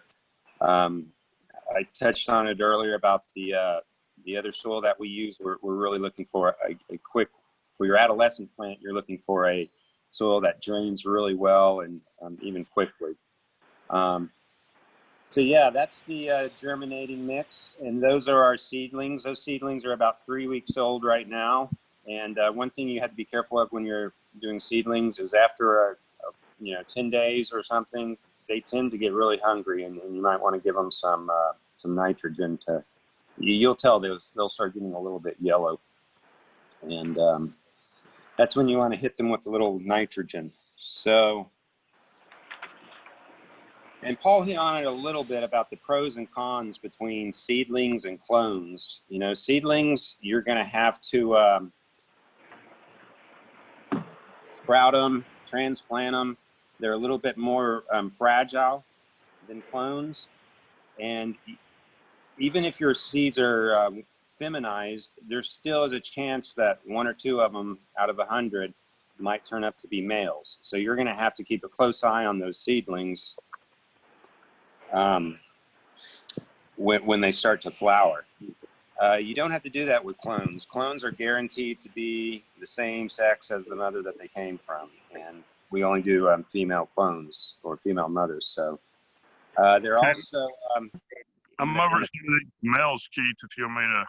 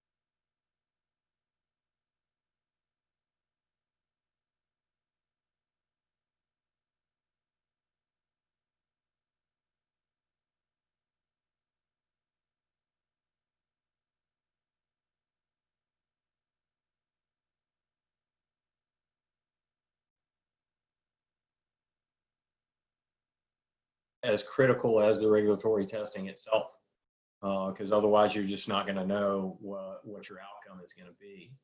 And for those that don't know about how cannabinoids develop in the cannabis plant, you essentially have kind of a hockey stick graph of cannabinoid development that takes place over the course of the grow. And typical testing schedules kind of go in a way that starts out maybe every other week or something like that, and then increase in frequency all the way up until the time that you start to get closer to that 0.3% mark. Obviously, you want to call for your regulatory test reasonably before you hit that 0.3% mark, or else you're going to end up with a high crop. So potency, your cannabinoid potency test is the single most important data point for anybody in this industry. I mean, it's what determines what the value of what you have is, what the value of your crop is, what the value of your extract is, what the value of your finished product is. And so, our favorite saying is test early and test often, because at every point along the way, as you are doing further processing and even in the grow cycle, you really need to understand how to maximize that cannabinoid output and yield in order to maximize your profitability in your business. So at the end of the day, the regulatory test really ends up being a lot less of the focus, because there's so much more testing that has to take place in order to understand how to stay in compliance, but also in order to maximize that cannabinoid yield. So how do you do that? Well, systems that enable you, systems like our CanID system that enable you to capture that data over time and graph it in a way that allows you to track, graph, and compare your cannabinoid development over your entire growth cycle really become your data friends. That's really where you're making your decisions. If you're going to grow 4 different strains and you want to know which one is truly doing the best, you've got to take that data out. You've got to test often and take that data, graph it up, compare it to the other grows, and really see how that cannabinoid development is taking place over time. Some other factors that you want to track in that, and that we make it possible in our software to track, are the location of every sample that's being taken with geopens, and enable the farmer to continually do their testing in the same spots so that they can really get a good impression of exactly how the cannabinoids are developing in various parts of their grow. And if you lay it out on a grid, then you can understand which portions are doing better, and if you have the ability to control your fertigation in different quadrants of your grow independently, then you can take that into account as well, and your soil type and fertigation and genetics and weather as well. We, with our service, we have the ability to track and record on an hourly basis the weather for particular geopens that we can drop down in each one of your plots that you have, in order to track that and add that data into your analysis of how to maximize your crop yield, if that makes sense. So at the end of the day, you're just dialing in your optimum, conditions, your optimum fertigation, your optimum genetics, the optimum weather conditions, in order to get the maximum cannabinoid yield for your entire crop, so that you can have the highest value for your crop. Again, the weather service is that we provide, that overlays on the data that we're capturing, can be really, really powerful, especially when you have that as a baseline and you start to get into the subsequent seasons in order to say, okay, hey, it looks like we're having a little bit different weather pattern than we did last year. So we need to, start making some adjustments accordingly in terms of fertigation and things like that. So with that, we'd love to help you in any way that we can. So I will, at this point, kind of turn it back over to Andrea and Hannah and see if you guys want to try to take some questions or something that I can help answer. We'd love to do your testing for you or provide you an in-house system that you can do your own testing with, or a combination of the two, because most of our customers are really doing some version of both. Hannah, I got you. Wonderful. Byron, thank you. Can everybody hear us all right? We'll get a yes in the room for sure. I got you.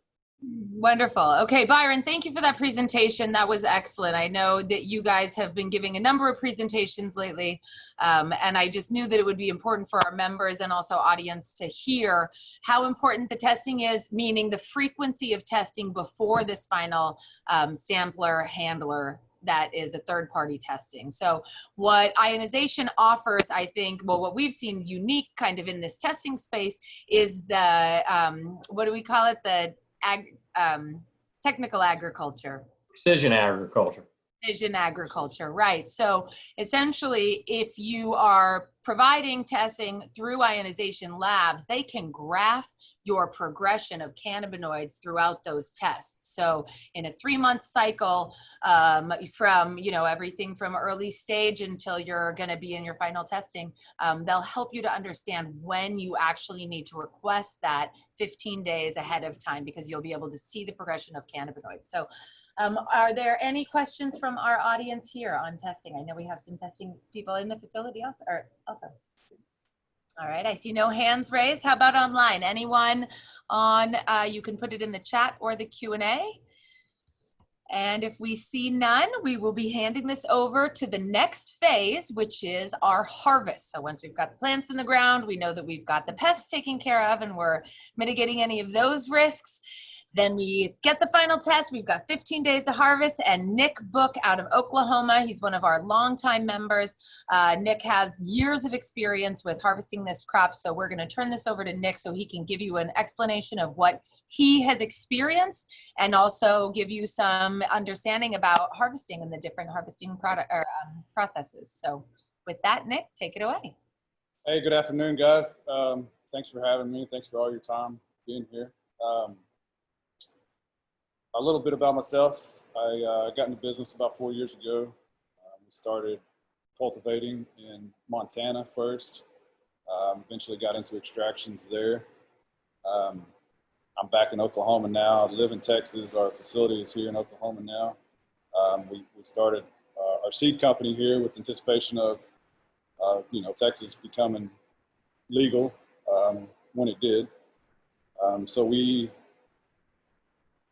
now I'm out of the other business. I know I have great experience in harvesting, and we've cultivated almost 13,000 acres and several different methods, good and bad, along the way.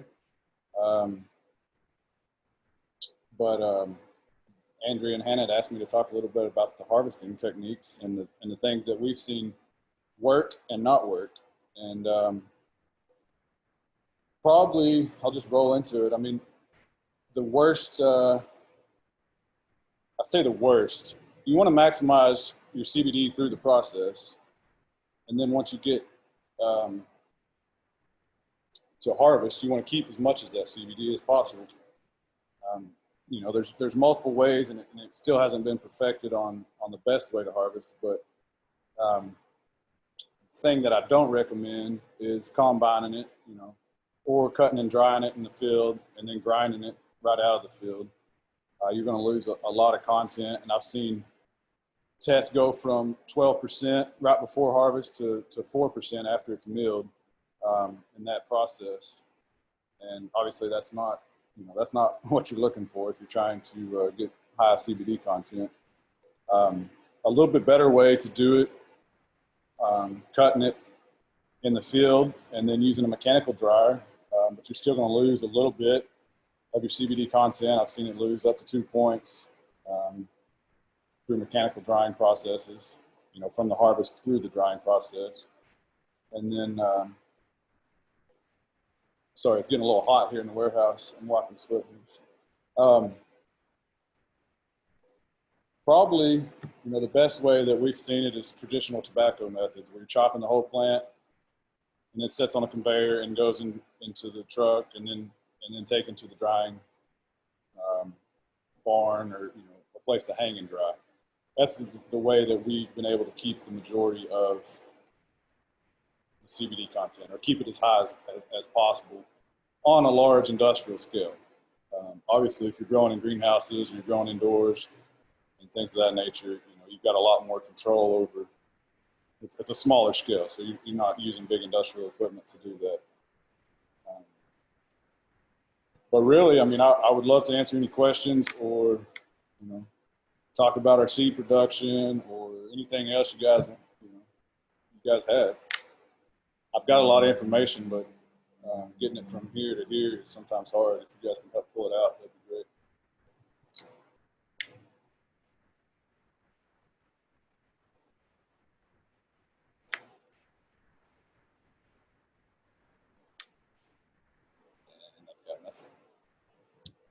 Okay, we have a question from the online audience. Do you see his question from Ross Vick? Are there methods for harvest for industrial fiber and OSB biomass that small farm operations can adapt? 40 acres or less. It's in the chat there. Yeah, so I'm looking at it right now. I can't answer too much on the industrial fiber part of it because I'm just not familiar. We haven't done any fiber planting or fiber harvesting. I'm a little familiar with it, but Ross, I'm wondering if one of our next panelists, not the very next one, but Timur is on with Hempville in North Carolina, and he does have a lot of experience with the fiber side. So Ross, if you don't mind, we'll pass that on to Timur when he takes the stage, okay? Any other questions about harvesting for heavy cannabinoid profiles? He's got 13,000 acres under his belt. That's nice. Yep. A lot of acreage. Yeah. A lot of acreage. So Nick has been an amazing go-to for us inside of our operation, not operation, but inside of our membership. And we want to make sure that those of us who are, again, building your supply chain and building your network of industry professionals, that you have someone like a Nick Book, like a Brian Attridge with ionization inside of your toolbox. So if anyone else doesn't, yes, we have another question. What kind of equipment would he, suggest small farmers, but 30, 35 acres? Yes. couldn't really hear. What kind of equipment would you suggest for harvesting? For small farmers, 35 or less. Well, that depends on your manpower, I guess. If you're looking at, an actual equipment, then you want to chop the whole plant. There's drawing a blank on the name or what they call it, but it was developed in the tobacco industry. It chops the plant, puts it on a conveyor, and drops it into the bed of the truck as a whole plant. A quick Google search will give you views of it. It's kind of got a side conveyor belt going off the side of it, and it does probably. Trying to think of the acreage it can do in a day. Maybe as far as harvesting goes, I think you're looking at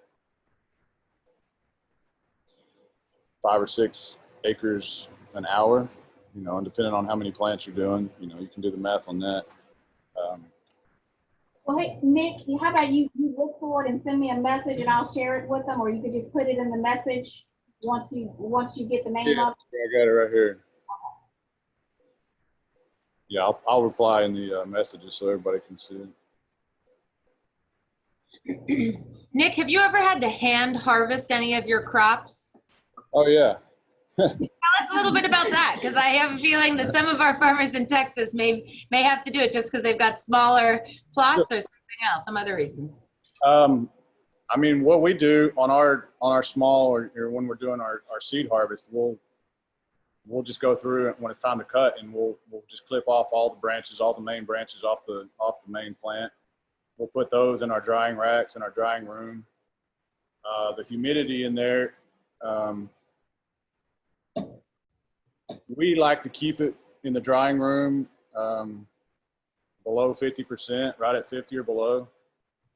And we'll leave them in there for 3 weeks. I feel like at times that we don't need 3 weeks when the humidity's that low, but whenever you don't have the moisture meter or something to test it, and you just wait it out. But so after it's dried, and it's basically, I mean, you're stripping what we're doing is grinding up the biomass essentially, and extracting and pulling the seeds out of it. So it's a little bit different depending on what your end goal is.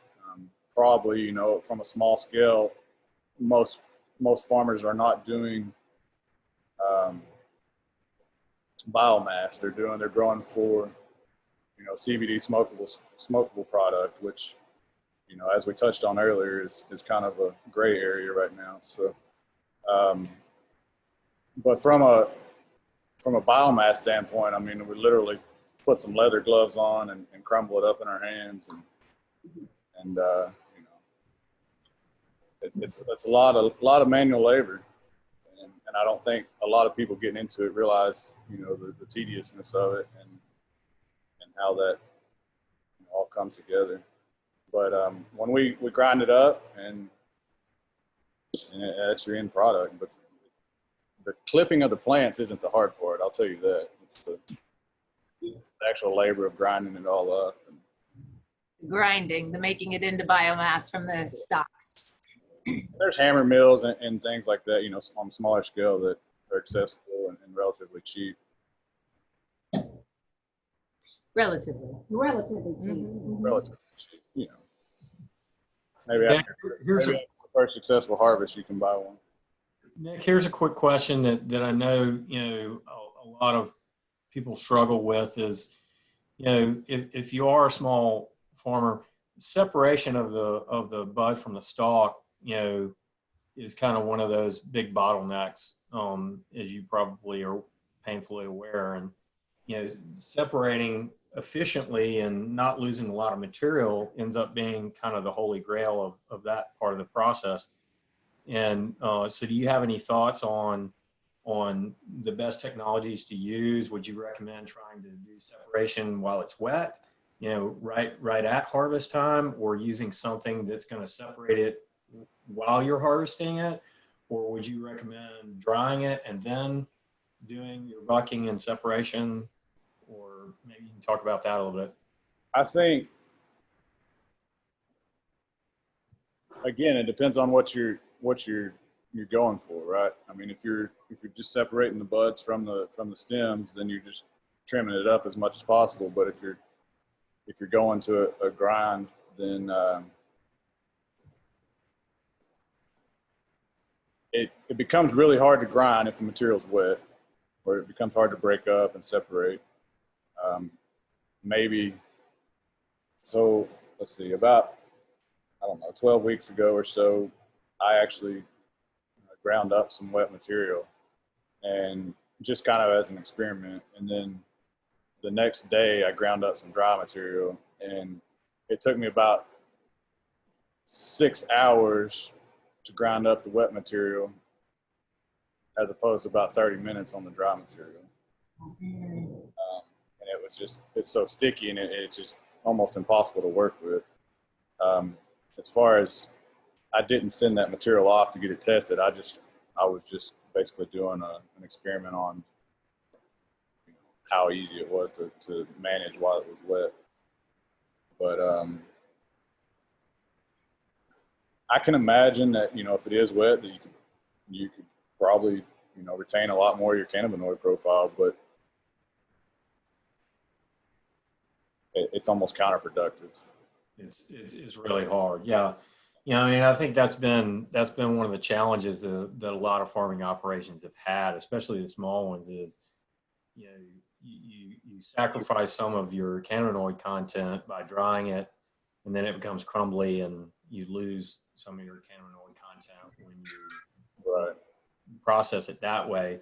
But at the same time, it's so hard to work with when it's wet. Yeah. Have you guys used any of the Formation Ag equipment for doing harvesting and separation? We have not, no. Okay. Well, hey, you know, again, we are building our supply chain. I keep reiterating that because that's the fabric of who we are at the hemp harvesters. We want this to be a successful program. And so the more we can connect you to some of the partners in the industry, the better off we all are.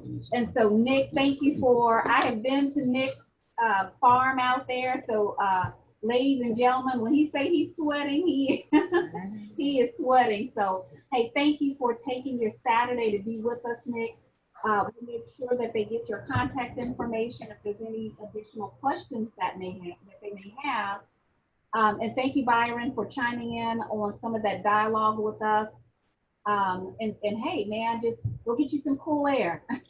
Yeah, y'all need anything, feel free to shoot me an email, or I think Andrea's going to give out my numbers, so I'll be available. Yeah, it's TXHHA. It's TXHHA Hemp Seed. I'll get it to you. TexHomaSeedCompany.com or Nick at TexHomaSeed.com, TexHomaHempSeed.com. Absolutely. Yeah, we'll get you on. Hey, thank you so much, Nick. Yeah, thank y'all. Behind you real quick. 5 plants. What was that? What is that behind you? There's a TV on the wall and just a couple of plants back there. I didn't have a good background, so I brought out some. These are a couple of plants that we're growing out for testing from our seeds right now. They're about 6 weeks old, I guess, and maybe 2.5 feet tall. But we probably need to send some flour down to Byron and let him start testing on them. Yeah. All the way to EVO and Medford. Shipping costs eat us up there, you know. So. Well, yeah, our testing service includes overnight shipping, so. Great. Yeah, I'll definitely be in touch. Right. Sounds good. Hey, thanks a lot, guys. Thank you, Nick. Absolutely. Thank you. We are going to transition this for our audience there. We have Crown Grow, Justin with us this afternoon. And we're going to share his screen here, and he's got a presentation he is going to walk through with us. We are so excited to have Justin Pincus with us. They're out of Wills Point. So 50 miles from here. Coming out of here at East Texas. And so thank you, Justin, for joining us today. No problem. I'll Glad hand to it be off here. to you. Okay. Hi, guys. Justin Pincus with Crown Grow. Thank you, Hannah. Thank you, Andrea, for having us and inviting me here for this event. It's kind of nice to actually be around people. So it's great, other than my employees for a while. So a little bit about me. Let me see how this works. Let's see how we can mix. I want to play. Let's make the next screen. You know how to. There we go. Okay, so right now I currently own and run Tawakoni Plant Farm. We're right on Lake Tawakoni in Wills Point, about 50 miles from here. I'm a 3rd generation plant farmer. My grandfather, Ralph Pincus, started the farm back in 1977. He's a founder of Nortex Nursery and North Haven Gardens out in Dallas area. And he's also one of the founders of the Dallas Arboretum. So a little bit of history about us. We're a commercial plant farm. We're right on about 140 acres, right on Lake Tawakoni. And we've been growing, I've been there since 2006. And we've been responsible for a lot of the big projects in Dallas, the Toyota headquarters. Just recently, Texas Ranger Ballpark, we provide plants for all those landscapers. This is an old photo, but we're right on Lake Tawakoni. We have water rights, and we're getting ready to cultivate 40 acres at the farm, as well as container grow my commercial plants. But I'm here to talk about drying. We'll try to get there. Just a little bit about Crown Grow. We're going to be a fully integrated hemp company. We're going to control the whole supply chain for us, from seeds to cloning to cultivating, harvesting, separating and drying, extraction, as well as trying to get sales across really global sales for all of our products, as well as bringing in other farmers' biomass and material as well. The main thing that we're looking to be doing is being USDA certified. We're in the process of doing that. It's quite a lot of paperwork, but from what we're learning is USDA organic biomass and flour is going to get you 2 or 3 times what the market value is showing of non-organic. And it's just, right now we're just learning it's just a lot of paperwork right now. And of course you have to have OMRI certified material, and away you go. But on the drying, let's get through this a little bit. So our first year, we've already planted about 80,000 starts. Like I said, we're going to be doing 40 acres at the farm this year, and we're going to need a dryer for it. So we have a what's called an IEC thermal dryer coming in about 60, 90 days. It's going to do about 3,000 pounds per hour. And it's a mechanical dryer. But we're also going to hang dry the flour as well. So we're going to be able to do U.S. organic drying as well as regular biomass drying. And as of right now, again, we're a new company. Crown Grow is a new company. Partnering up with Tawakoni Plant Farm, we have the space, the buildings to put in this big dryer to start. Like I said, basically we'll have it up and running by harvest time. And again, we're 50 miles away from this area. I don't know much about all the percentages, but from what I understand, this machine does, out of all the research that we've done, this machine will preserve the cannabinoids compared to some of the other products that are out there. So yeah, you will lose a little bit of your cannabinoid, but for the most part, it won't burn your plant. Like some of the stuff coming out of China won't burn your plant, and for the most part, it will preserve all your cannabinoids. Another thing I've learned on when you start harvesting, if you do bring when it is dried, what we'll do is separate it. We'll make sure that when we dry it, we pull out the stems, the seeds. You just want to, really all the foliage for your biomass, and that will turn into a better oil for better product for the processors, which we'll be doing too. But that's down the road a little bit too. But phase 1 is seeds. Phase 2 is cultivation. Phase 3 is drying. Okay. And again, we're going to get into extraction, but that's down the road a little bit. But we already talked about TDA, and I am the board member of Texas Hemp Industry Association. I am this region's director. And so if you guys are interested in Texas Hemp Industry Association, we're glad to work with Anna and Andrea, try to bring all the associations together, because I think we all have a common goal to get this plant going and make Texas the largest hemp grower in the nation. And again, thank you guys again. Happy to be here. Okay. Wonderful. All right. Do we have any questions for our local dryer? This, right. I think Crown Grow represents what we know of, at least within the association, as the most proximity to a drying facility, and then potentially a processing facility. I know that Houston has a processing facility going up for cannabinoid oil. And but right now we've got a representative here who's got a dryer. So for those of you who are growing and will need help with the drying, reach out to Crown Grow and we can get you their contact info. That information up. That's good. Yes. Good segue. There we go. All right, there is Crown Grow's contact information. So please feel free, to call, email, get a hold of them. I'll give you out some cards too before I leave. Good. Okay. Absolutely. And Justin, this is Byron. Hey, Byron. Love the guys at IEC Thermo. Their system is second to none. All the other systems out there are going to just cook the out of the bud and whatever else. Theirs is very gentle, and I know they will treat you exceptionally well. Yeah, Sean has been great over there. Yeah. We do have a question from Dr. Aruna. He said, what will you do with the terpenes and flavonoids in the CO2 extraction? I'm that's not my department. So I'm the grower, so I can't answer that question right now, to be honest. Can we give you an answer, Dr. We can get him an answer, yes. We will get you definitely an answer. I think Darren is watching, one of my partners. He may be able to answer that for us. Right. Darren, if you're able to send us a note, and then we'll put it in the chat session, okay? Any other questions? Well, you know what? I want to just thank the panelists and the other attendees that are making comments.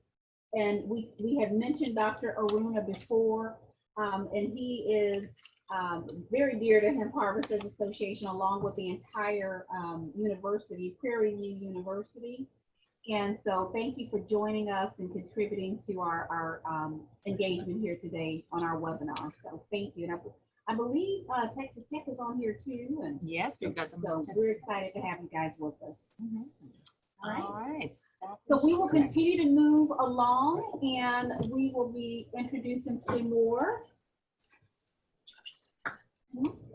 You want to do this one? I can. You can do this. Okay. Yeah. All right, I'm happy to give this introduction. Tamora and I met in North Carolina this year. I've been attending a conference in Virginia called the Industrial Hemp Summit, and it was one of the first and by far the best stateside fiber-focused conferences that I've ever attended. They have subject matter experts from a very nascent industry. So those who have been involved in the 2014 farm program, different states that have been working on this. So Tamora is out of North Carolina, and he's going to share his story with you, but he has a really wonderful solution that he's created, and we're hoping to find a similar solution here in Texas. I know a number of farmers and also participants here are interested in the fiber industry, and Tamora is going to give us a good background about how he helped get that started in North Carolina. So without further ado, let me hand it off. Alrighty. Thank you, Anna, and thank you, Andrea, for hosting this beautiful convention. I mean, I'm really surprised and happy to see how you guys have conducted this whole thing via online. A little bit about myself and our company. My background is engineering consultant for Fortune 500 companies, mostly plastics, polymers, chemicals, companies like DuPont, Solvay Chemicals. Hemp, I came across hemp in 2018 after Farm Bill. I was just amazed with how many beautiful things we can do with this plant, especially when you consider hemp as a raw material for any manufacturing. It's just amazing how a crop can be a building material, raw material for a manufacturing plant. So I got onto this path last quarter of 2018, did my due diligence, found European market, Canadian market, learned about BMW, how BMW is using hemp into their i7 electric cars, how European buildings are built out of hempcrete, and they're still standing on the ground. Literally from paper to plane, you can build that with hemp. And just to show you guys, this is 100% hemp paper from our fiber, and a couple of other goodies.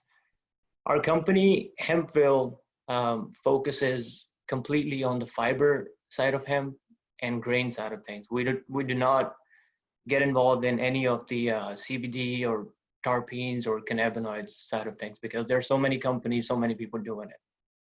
The beauty on the hemp side of things, whereas growing, processing, and product development is concerned, it is very comparatively very easy to handle. It's just considered as a row crop, just like corn, soybean, or hay. It does not need a lot of people to be managing it. It's not as tricky as the cannabinoids, the CBD, the CBGs, and Ys, and the THC crop is. So that's a very big pro for that. It's carbon negative. It's a sustainable raw material. If you're interested in doing any sort of construction, any paper manufacturing, anything to everything, it's a very sustainable material. It's carbon negative. So far, I have not come across any cons about fiber hemp, other than that it's not a quick millionaire scheme. It's a long haul. You have to understand the market. You have to build the market, so as the farming practices. We found farming cooperative in North Carolina in the first quarter of 2019. They used to grow for Sunstrand, a company in the past, and we worked with them and we convinced them to grow fiber for us in 2019. We grew around 50 to 100 acres probably. We processed that hemp, distributed fiber and herd and microns into the market throughout the United States. This year, we're growing 150 acres for fiber here in North Carolina, 25 acres for grain that we're going to be testing for hemp hearts, high source of protein, animal feed once the USDA gets it approved, and imitation meat.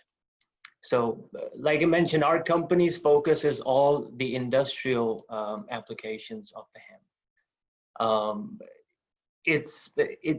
It's easy to grow, less regulated per se. We harvest the crop before it gets to the flower.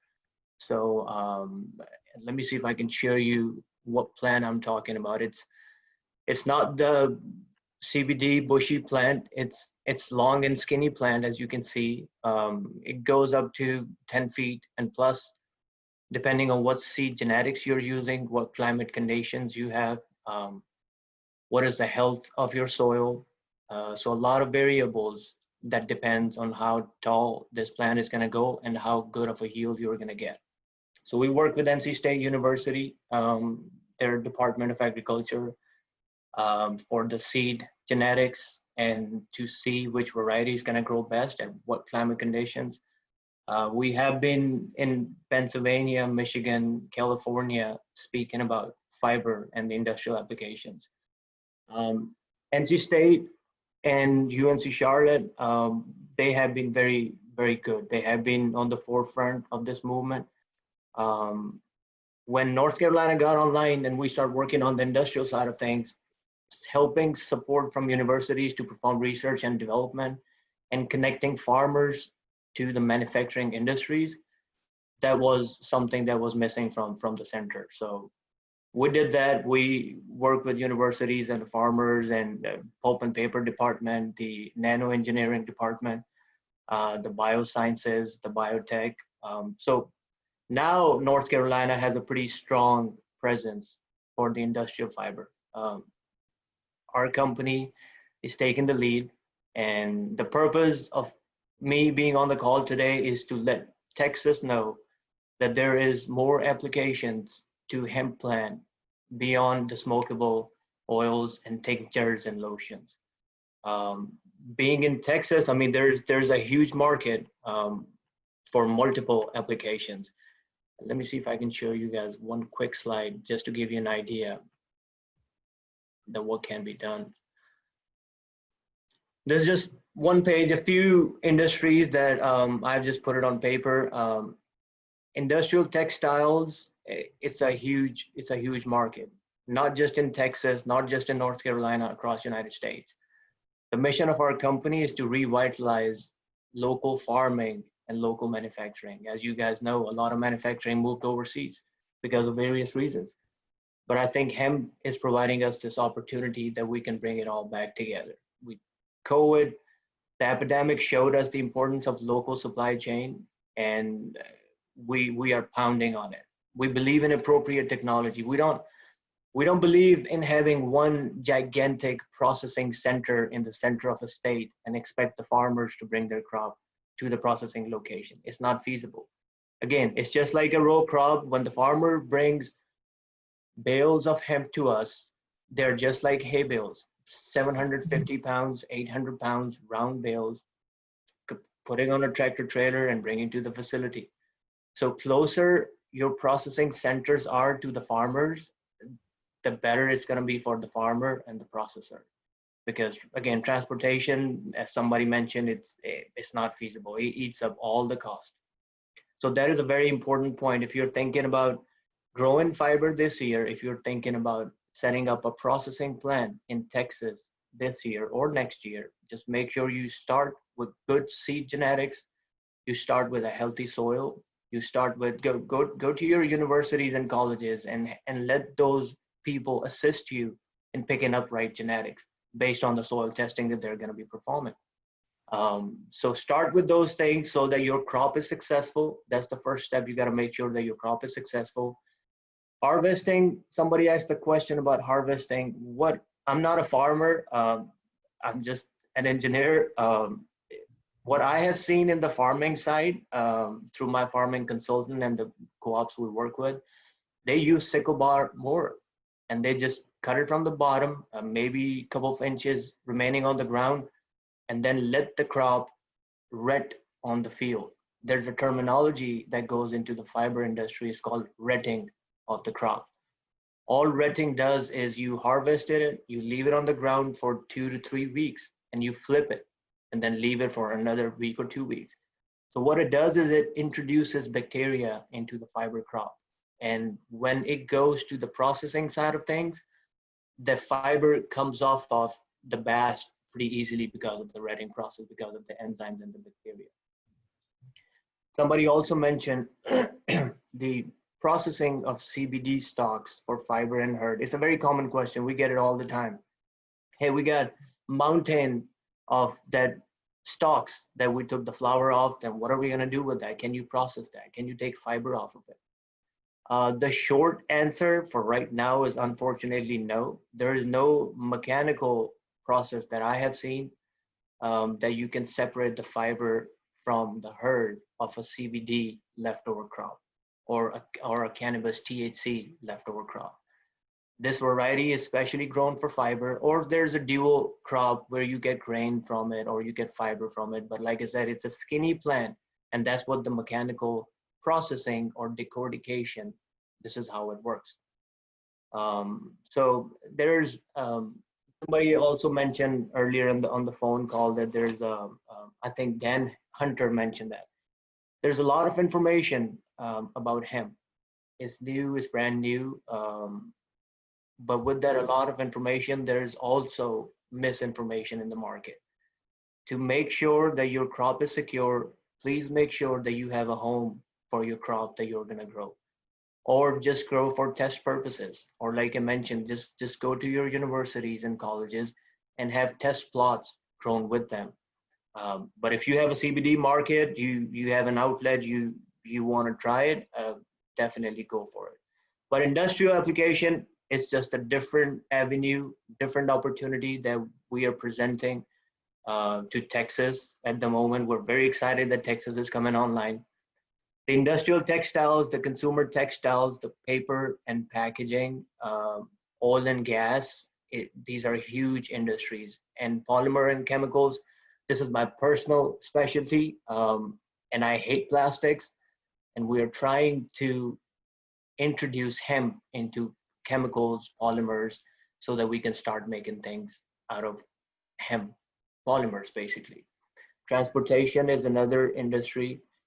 Human and animal feed, it's a very high source of protein, hemp grain is, but like I mentioned, when the regulations settle down on the animal feed, it's gonna be a very good market as well. So again, my purpose for today is to let Texans know that there is a company that is Hempville, and we focus on the fiber and grain side of things.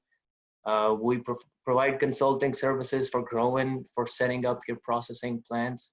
We have set up infrastructure in North Carolina, and we would try to mitigate what they call reinventing the wheel, and then take it on from wherever we're leaving, or take it on wherever we are at, and then we can grow together, all of us. That is all I have. Any questions? Thank you. I was wondering if you could follow up on the question that we had about how to harvest the fiber varietals. Can you lend some insight to that? Yes, it's the equipment that I have seen is called sickle bar mower. It's a regular mower. If there are farmers in there, they can probably confirm that so all that equipment that is used to plant from planting the seed to harvesting of fiber hemp is, again, just as similar as any other row crop. Soybean, corn is a good example. So most of that equipment is owned by farming cooperatives or individual farmers. They already have it in place. So you don't have to buy new equipment. You don't have to invest initial capital on buying equipment to plant fiber seed. There's no need to dry. There is no drying facilities required. There is no extraction. None of those hassles are involved in fiber side of things. It's a simple, straightforward process. but it comes with time. It's just a process, learning process that you have to learn and you got to improve. But initial capital wise, for the farmer, there is not much that is required if farmers are interested in growing industrial hemp. You're muted. Thank you. We had a question come through in the Q&A section that says, are there manufacturers and processors we can visit in North Carolina? OSB plant, textiles, pulp for paper. So well, let me shine some light on the textile first of all. There is nobody in the United States that is producing hemp textiles at the moment. Nobody. We are part of a consortium with NC State University, Patagonia, and VF Brands. That we are taking that lead and converting that raw fiber that we have into a wearable textile, 100% hemp fabric. So to visit a location for textiles, the answer is no. The closest thing you're gonna find is at NC State University in their Department of Fashion and Textile. They have equipment that can walk you through all the way to the end product. Processing location, we have a processing location in Siler City.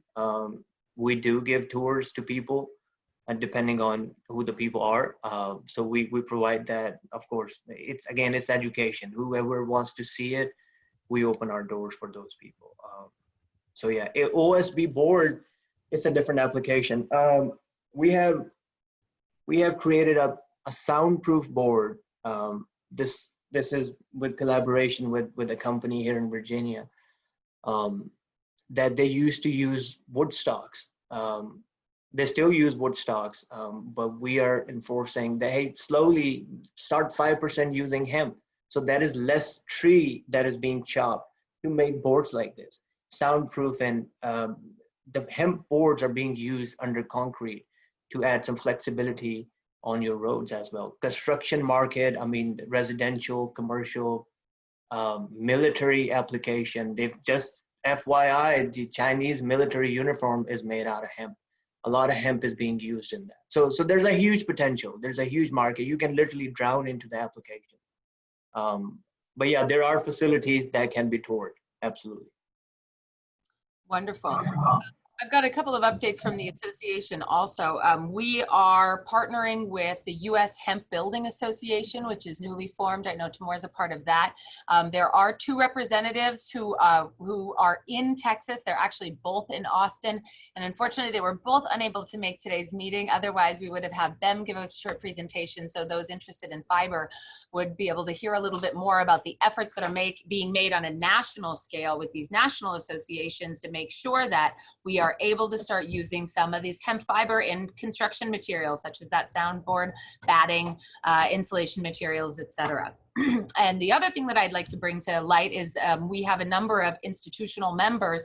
Texas Tech is one of those, and Texas Tech has a special facility called the Fiber and Biocellulose Research Institute that is similar to NC State in its ability to take, they focus on cotton right now, but taking cotton from the plant and producing it all the way to its final stage. So I know Texas Tech is on, I think we've got at least one representative participating in today's webinar, and they are looking at doing some research in the near future on how the textile version specifically can be adopted into our cotton processing facility, so it makes it easier to kind of get back and get into the market and get more use. So Timur, thank you so much for your help. Let me just check one more time on the Q&A.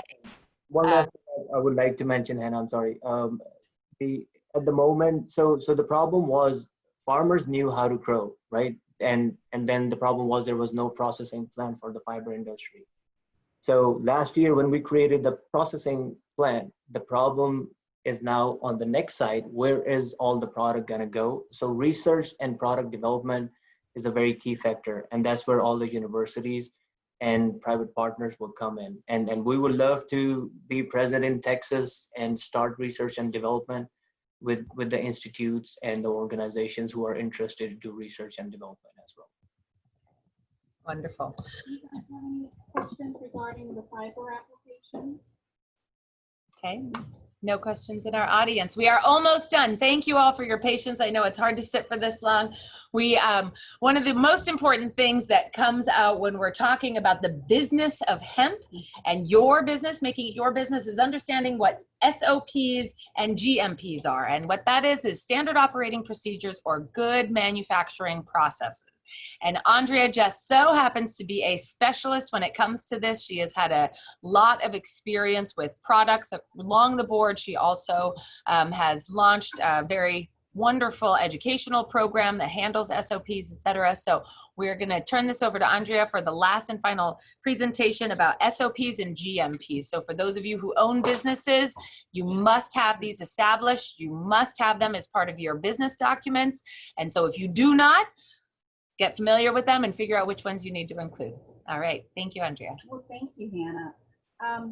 Oftentimes when we are conducting the business of our day-to-day businesses, we miss where there may be a proper document that needs to be filed or some type of license that must be submitted to an agency. How many times have we experienced those things? And so now that we have hemp introduced to Texas, and again, we are so thankful to have TDA on the call with us, that they know that there are so many variables that are unclear. Is that fair? But there are some best practices that we can put in place as operators that we can help each other and the agency have better answers, not just for yourself, but for others. So we have some history across the states. Now that hemp is legal, we haven't said the word cannabis yet, right? But we know that there is some history there on how they have operated and handled this material. We also have to remember that not too long ago, it was still illegal, right? It's been under 4 years that we are just now able to handle this hemp material and this crop every day. And so we want to take a snapshot of what does it look like to really build a responsible organization, because compliance is essential. It is the key to your success. One of those questions, I continue to lend that back to you, Justin, because we do speak frequently, but how do I actually turn in the manifest? How do I actually make the exchange from me, one licensee, to the second licensee? There's no documents for that, right, Justin? No. But we can put best practices in place in order to safeguard you from incident. And so a part of your business and being committed to producing a safe product, building out your supply chain, is putting in place SOPs, standard operating procedures, and GMP. And those are good manufacturing practices.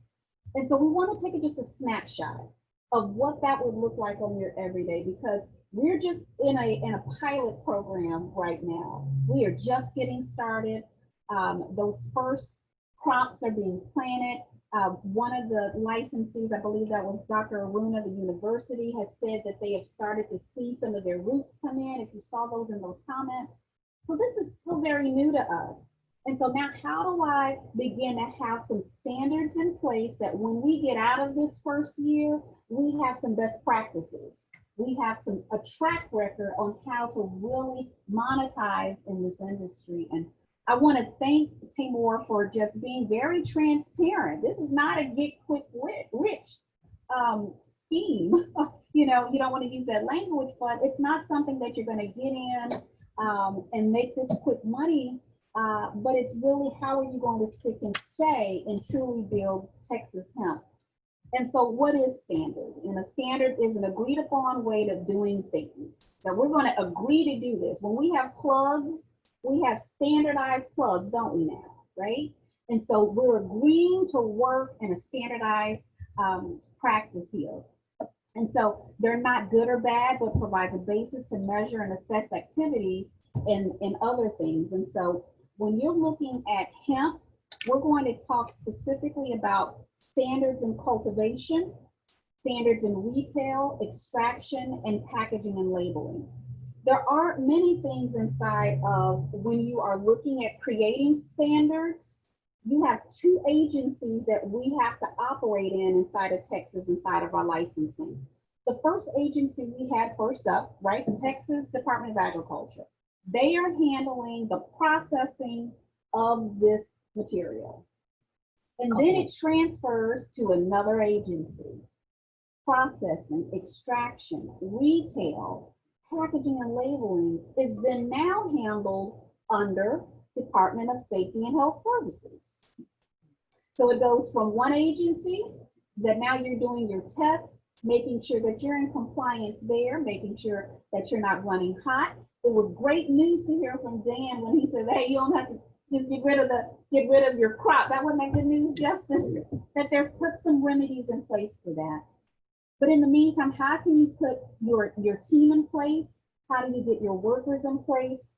And the one thing that is unanimous with all of the SOPs that you want to put into your operation so that you're being efficient and that you are being profitable is that you want to put in and demonstrate that your management team is going to be responsible. Because the reason why there was always a hesitation of legalization is the concern for public health. Is that fair? Mm-hmm. And so if I'm consuming this, there's this unknown that it is going to cause harm to public health. And so that's one of the main priorities when you are outlining how you're going to operate your business, whether it be as a processor, whether it be as a handler, is what is going to safeguard you legally and keep you and your clients and the customer in safety. So just a second here. And then what are GMPs? And so again, GMPs are good manufacturing processes, and it's a system to ensure that products are consistently produced according to quality standards. So many say that, hey, why isn't the medical industry taking over cannabinoids? Because of the batching, because of the consistency. This is a plant, and she's very temperamental, right? And so when we can agree as an industry to operate with good manufacturing processes, the likelihood of having a more uniform product would be attainable, wouldn't it? So if you're taking one a batch of material to one processing plant, it may not meet the criteria of another processing plant. We haven't even gotten into those businesses that want to then go organic. How do you put in those standard operating procedures to operate and be a part of your supply chain that, hey, this processing plant won't take non-organic material. This one does. What's the price point of this? What is the standard operating and what are some of the good manufacturing processes we as a community, we as Texas want to put in place? And so I want to make sure that we are clear that all those things are not defined, but you can get a head start in your business by creating those models, okay? And so again, some of the misconceptions of good manufacturing processing is that it only covers manufacturing, and it doesn't. It covers how do we handle the public? How do we handle and keep them safe? And so in good manufacturing processing, you want to consider things as the materials that you're handling. I believe Lynn mentioned that when we're talking about, what was the name of that form? The standard? SDS. The SDS. With what are the chemicals that are being used? Putting those things in place, because the agency may not have told you to do that, but you know, as a business owner, there's some things that you must keep in place and keep for 3 years at a time that you are keeping. One thing that's in the forefront of your mind is how do you keep the public safe, because you know that that's their concern, okay? Equipment falls into good manufacturing processes. Storage, record keeping is essential. How are you keeping your records when they didn't tell you how to do it? So we have an opportunity to put these businesses in place, and so that's what we do as some of our consulting with Texas Hemp Harvesters Association, with Urban Can Solution, is help our members put those models in place for their businesses. So when we talk about cultivation, again, some of the things that are standard, again, is the priority is handling your workplace, keeping your workers safe, you being a manager and a licensee, keeping you accountable and making sure that the public is safe. So I've just noted a couple of things in those 4 segments that I wanted to highlight, because those are more directed to what our licensing is. Again, how many agencies do we have? We've got 2. And everything that has to fall into retail, extraction, and packaging and labeling shifts into the DSHS. And so when you're talking about putting some good manufacturing processes together for cultivation, what's your soil management guidelines? What are those best practices? Is there a book that someone can go to if you're sick that can have these manuals in place on how you operate? Inside of some of the language from the Department of Agriculture is that it is going to require you to have some type of record keeping, to have some manual and standard operating procedure, how you operate your grow operation. And so we can also help you with that and outlining that. What's the fertilizer that you're using? What are your harvest practices? What's your waste management practices? And then we go into the retail. I should put retail in extraction, but we'll continue to go on. Is how are you keeping your operation clean? So earlier we talked about identifying that licensee, right? That if you have a second location, you're going to need what? A second license. If you have a second lot, you're going to need a what? A second lot license. So if you have multiple locations and you're having a storage on one location, you have processing and packaging on another location, consider those that need to be covered inside of your operation. And again, always keeping at the forefront of their concern is, are we keeping the public safe? And so inside of retail, again, product testing.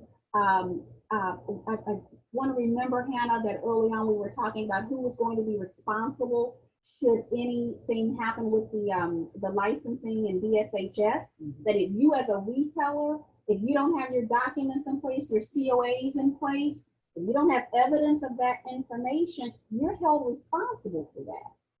And again, what's their first priority? How do we keep the public safe? Okay. Extraction facilities. Okay. Sanitary. What is your sanitation plan?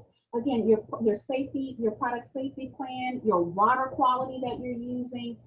Security is going to be a cross between all segments for the most part, not necessarily packaging and labeling, but anything that there's a door, there's a safety door that you want to make sure, as Tamora had mentioned earlier, that you're welcome to come and take a tour, by invitation only, right, Tamora?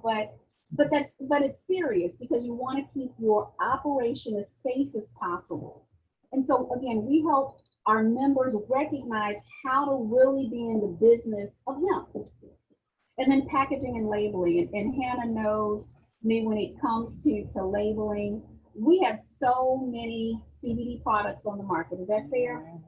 And it was the gold rush, or the green rush as they call it. And there were issues that were brought up, and people and companies were having issues with even being defined or identified by the Federal Department of Agriculture, FDA, that their labels are not compliant, because it is an unregulated product that you are giving to someone for consumption. And remember, I'm gonna go back to the first concern of why they're passing the law in the first place. What is their concern? Public safety. And so we want to make sure that inside of that packaging and labeling, why we talk about this supply chain, because at the end of the day, it's going to market, right? It's either going to be gone to market in a consumable, it's going to go to market as a textile, it's going to go to market as building equipment. Did you do everything that you should be in place that you qualify for government contracts? Are you considering that future activity? When you do this first, you're ready for the next step. And that's why it's so very important. And I want to show you an outline of when we're talking about the core areas of our business, the business of hemp. Again, you got to grow the crop first, right? I just appreciate Tamora offering that picture to show us the distinct look of what that fiber plant looks like in real time. So cultivation, that's a priority to us. Are we being sustainable in our practices? Are we recognizing that in extraction, that this is going to an end result, whether it's a consumable product or a textile again, or something that we're using that's a non-consumable? feed, for animal feed and so forth. Security. Security is important. We didn't touch on some of those experiences. Some of you may have heard of some of the experiences within the last year. A lot of, let's see, how do you say it? Breaking and entering. Breaking and entering and making sure that you want to keep your campus and your people safe. So we want to make sure that we have security in mind. And again, retail, laboratory, and the such. So we can certify you. We can talk about what that pre-assessment would look like, how audits would look like down the line, and what your certification would look like that's recognized by the FDA. So we want to just give you a snapshot of how to truly do the business. We took you through the supply chain, and so now it's time to do the work. And so, Hannah, I'm going to hand this back to you. We have had such a great day and full of information. Full of information, Yes. full of new technical advances here. So we want to thank everybody who is participating online. You know, it takes a village. We say that, you know, this is the beginning. This is 2020. So we now have, I think if we added it up, you probably do the math better, but probably 800 approved licenses and registrations of various types in the state of Texas. This is big. You know, who knows what it was supposed to be? It is exactly what it is right now. And we are moving forward with the rules and regulations we have, with a positive attitude that we can do this. We will adjust them as they are allowed. We've got plenty of people and other associations that are working on the regulatory side and the legislative side, including Rick Hardcastle, one of our own members. Right. So, you know, you need to be involved in any way, shape, or form that you feel comfortable, and we welcome you. We welcome other co-ops, collectives, if you are a part of one, or you would like help starting one or bringing one of these educational seminars to your area, please reach out to us. This is why we're here. We are here to support you and make sure that you have the most valuable information available to us in Texas to make sure that we are successful as we move forward. All right, and then we have one last minute here for chats, questions, answers, anything like that. And those of you who are here with us are welcome to come with us to Rose City Growers. Anyone who's online that would like to show up, we also welcome you there. And we will have this presentation as a recording on our resource section. So if you'd like to go back or share it with people, this will be available hopefully by the end of the day. Thank you, guys. All right. Thank you so much. Thank you.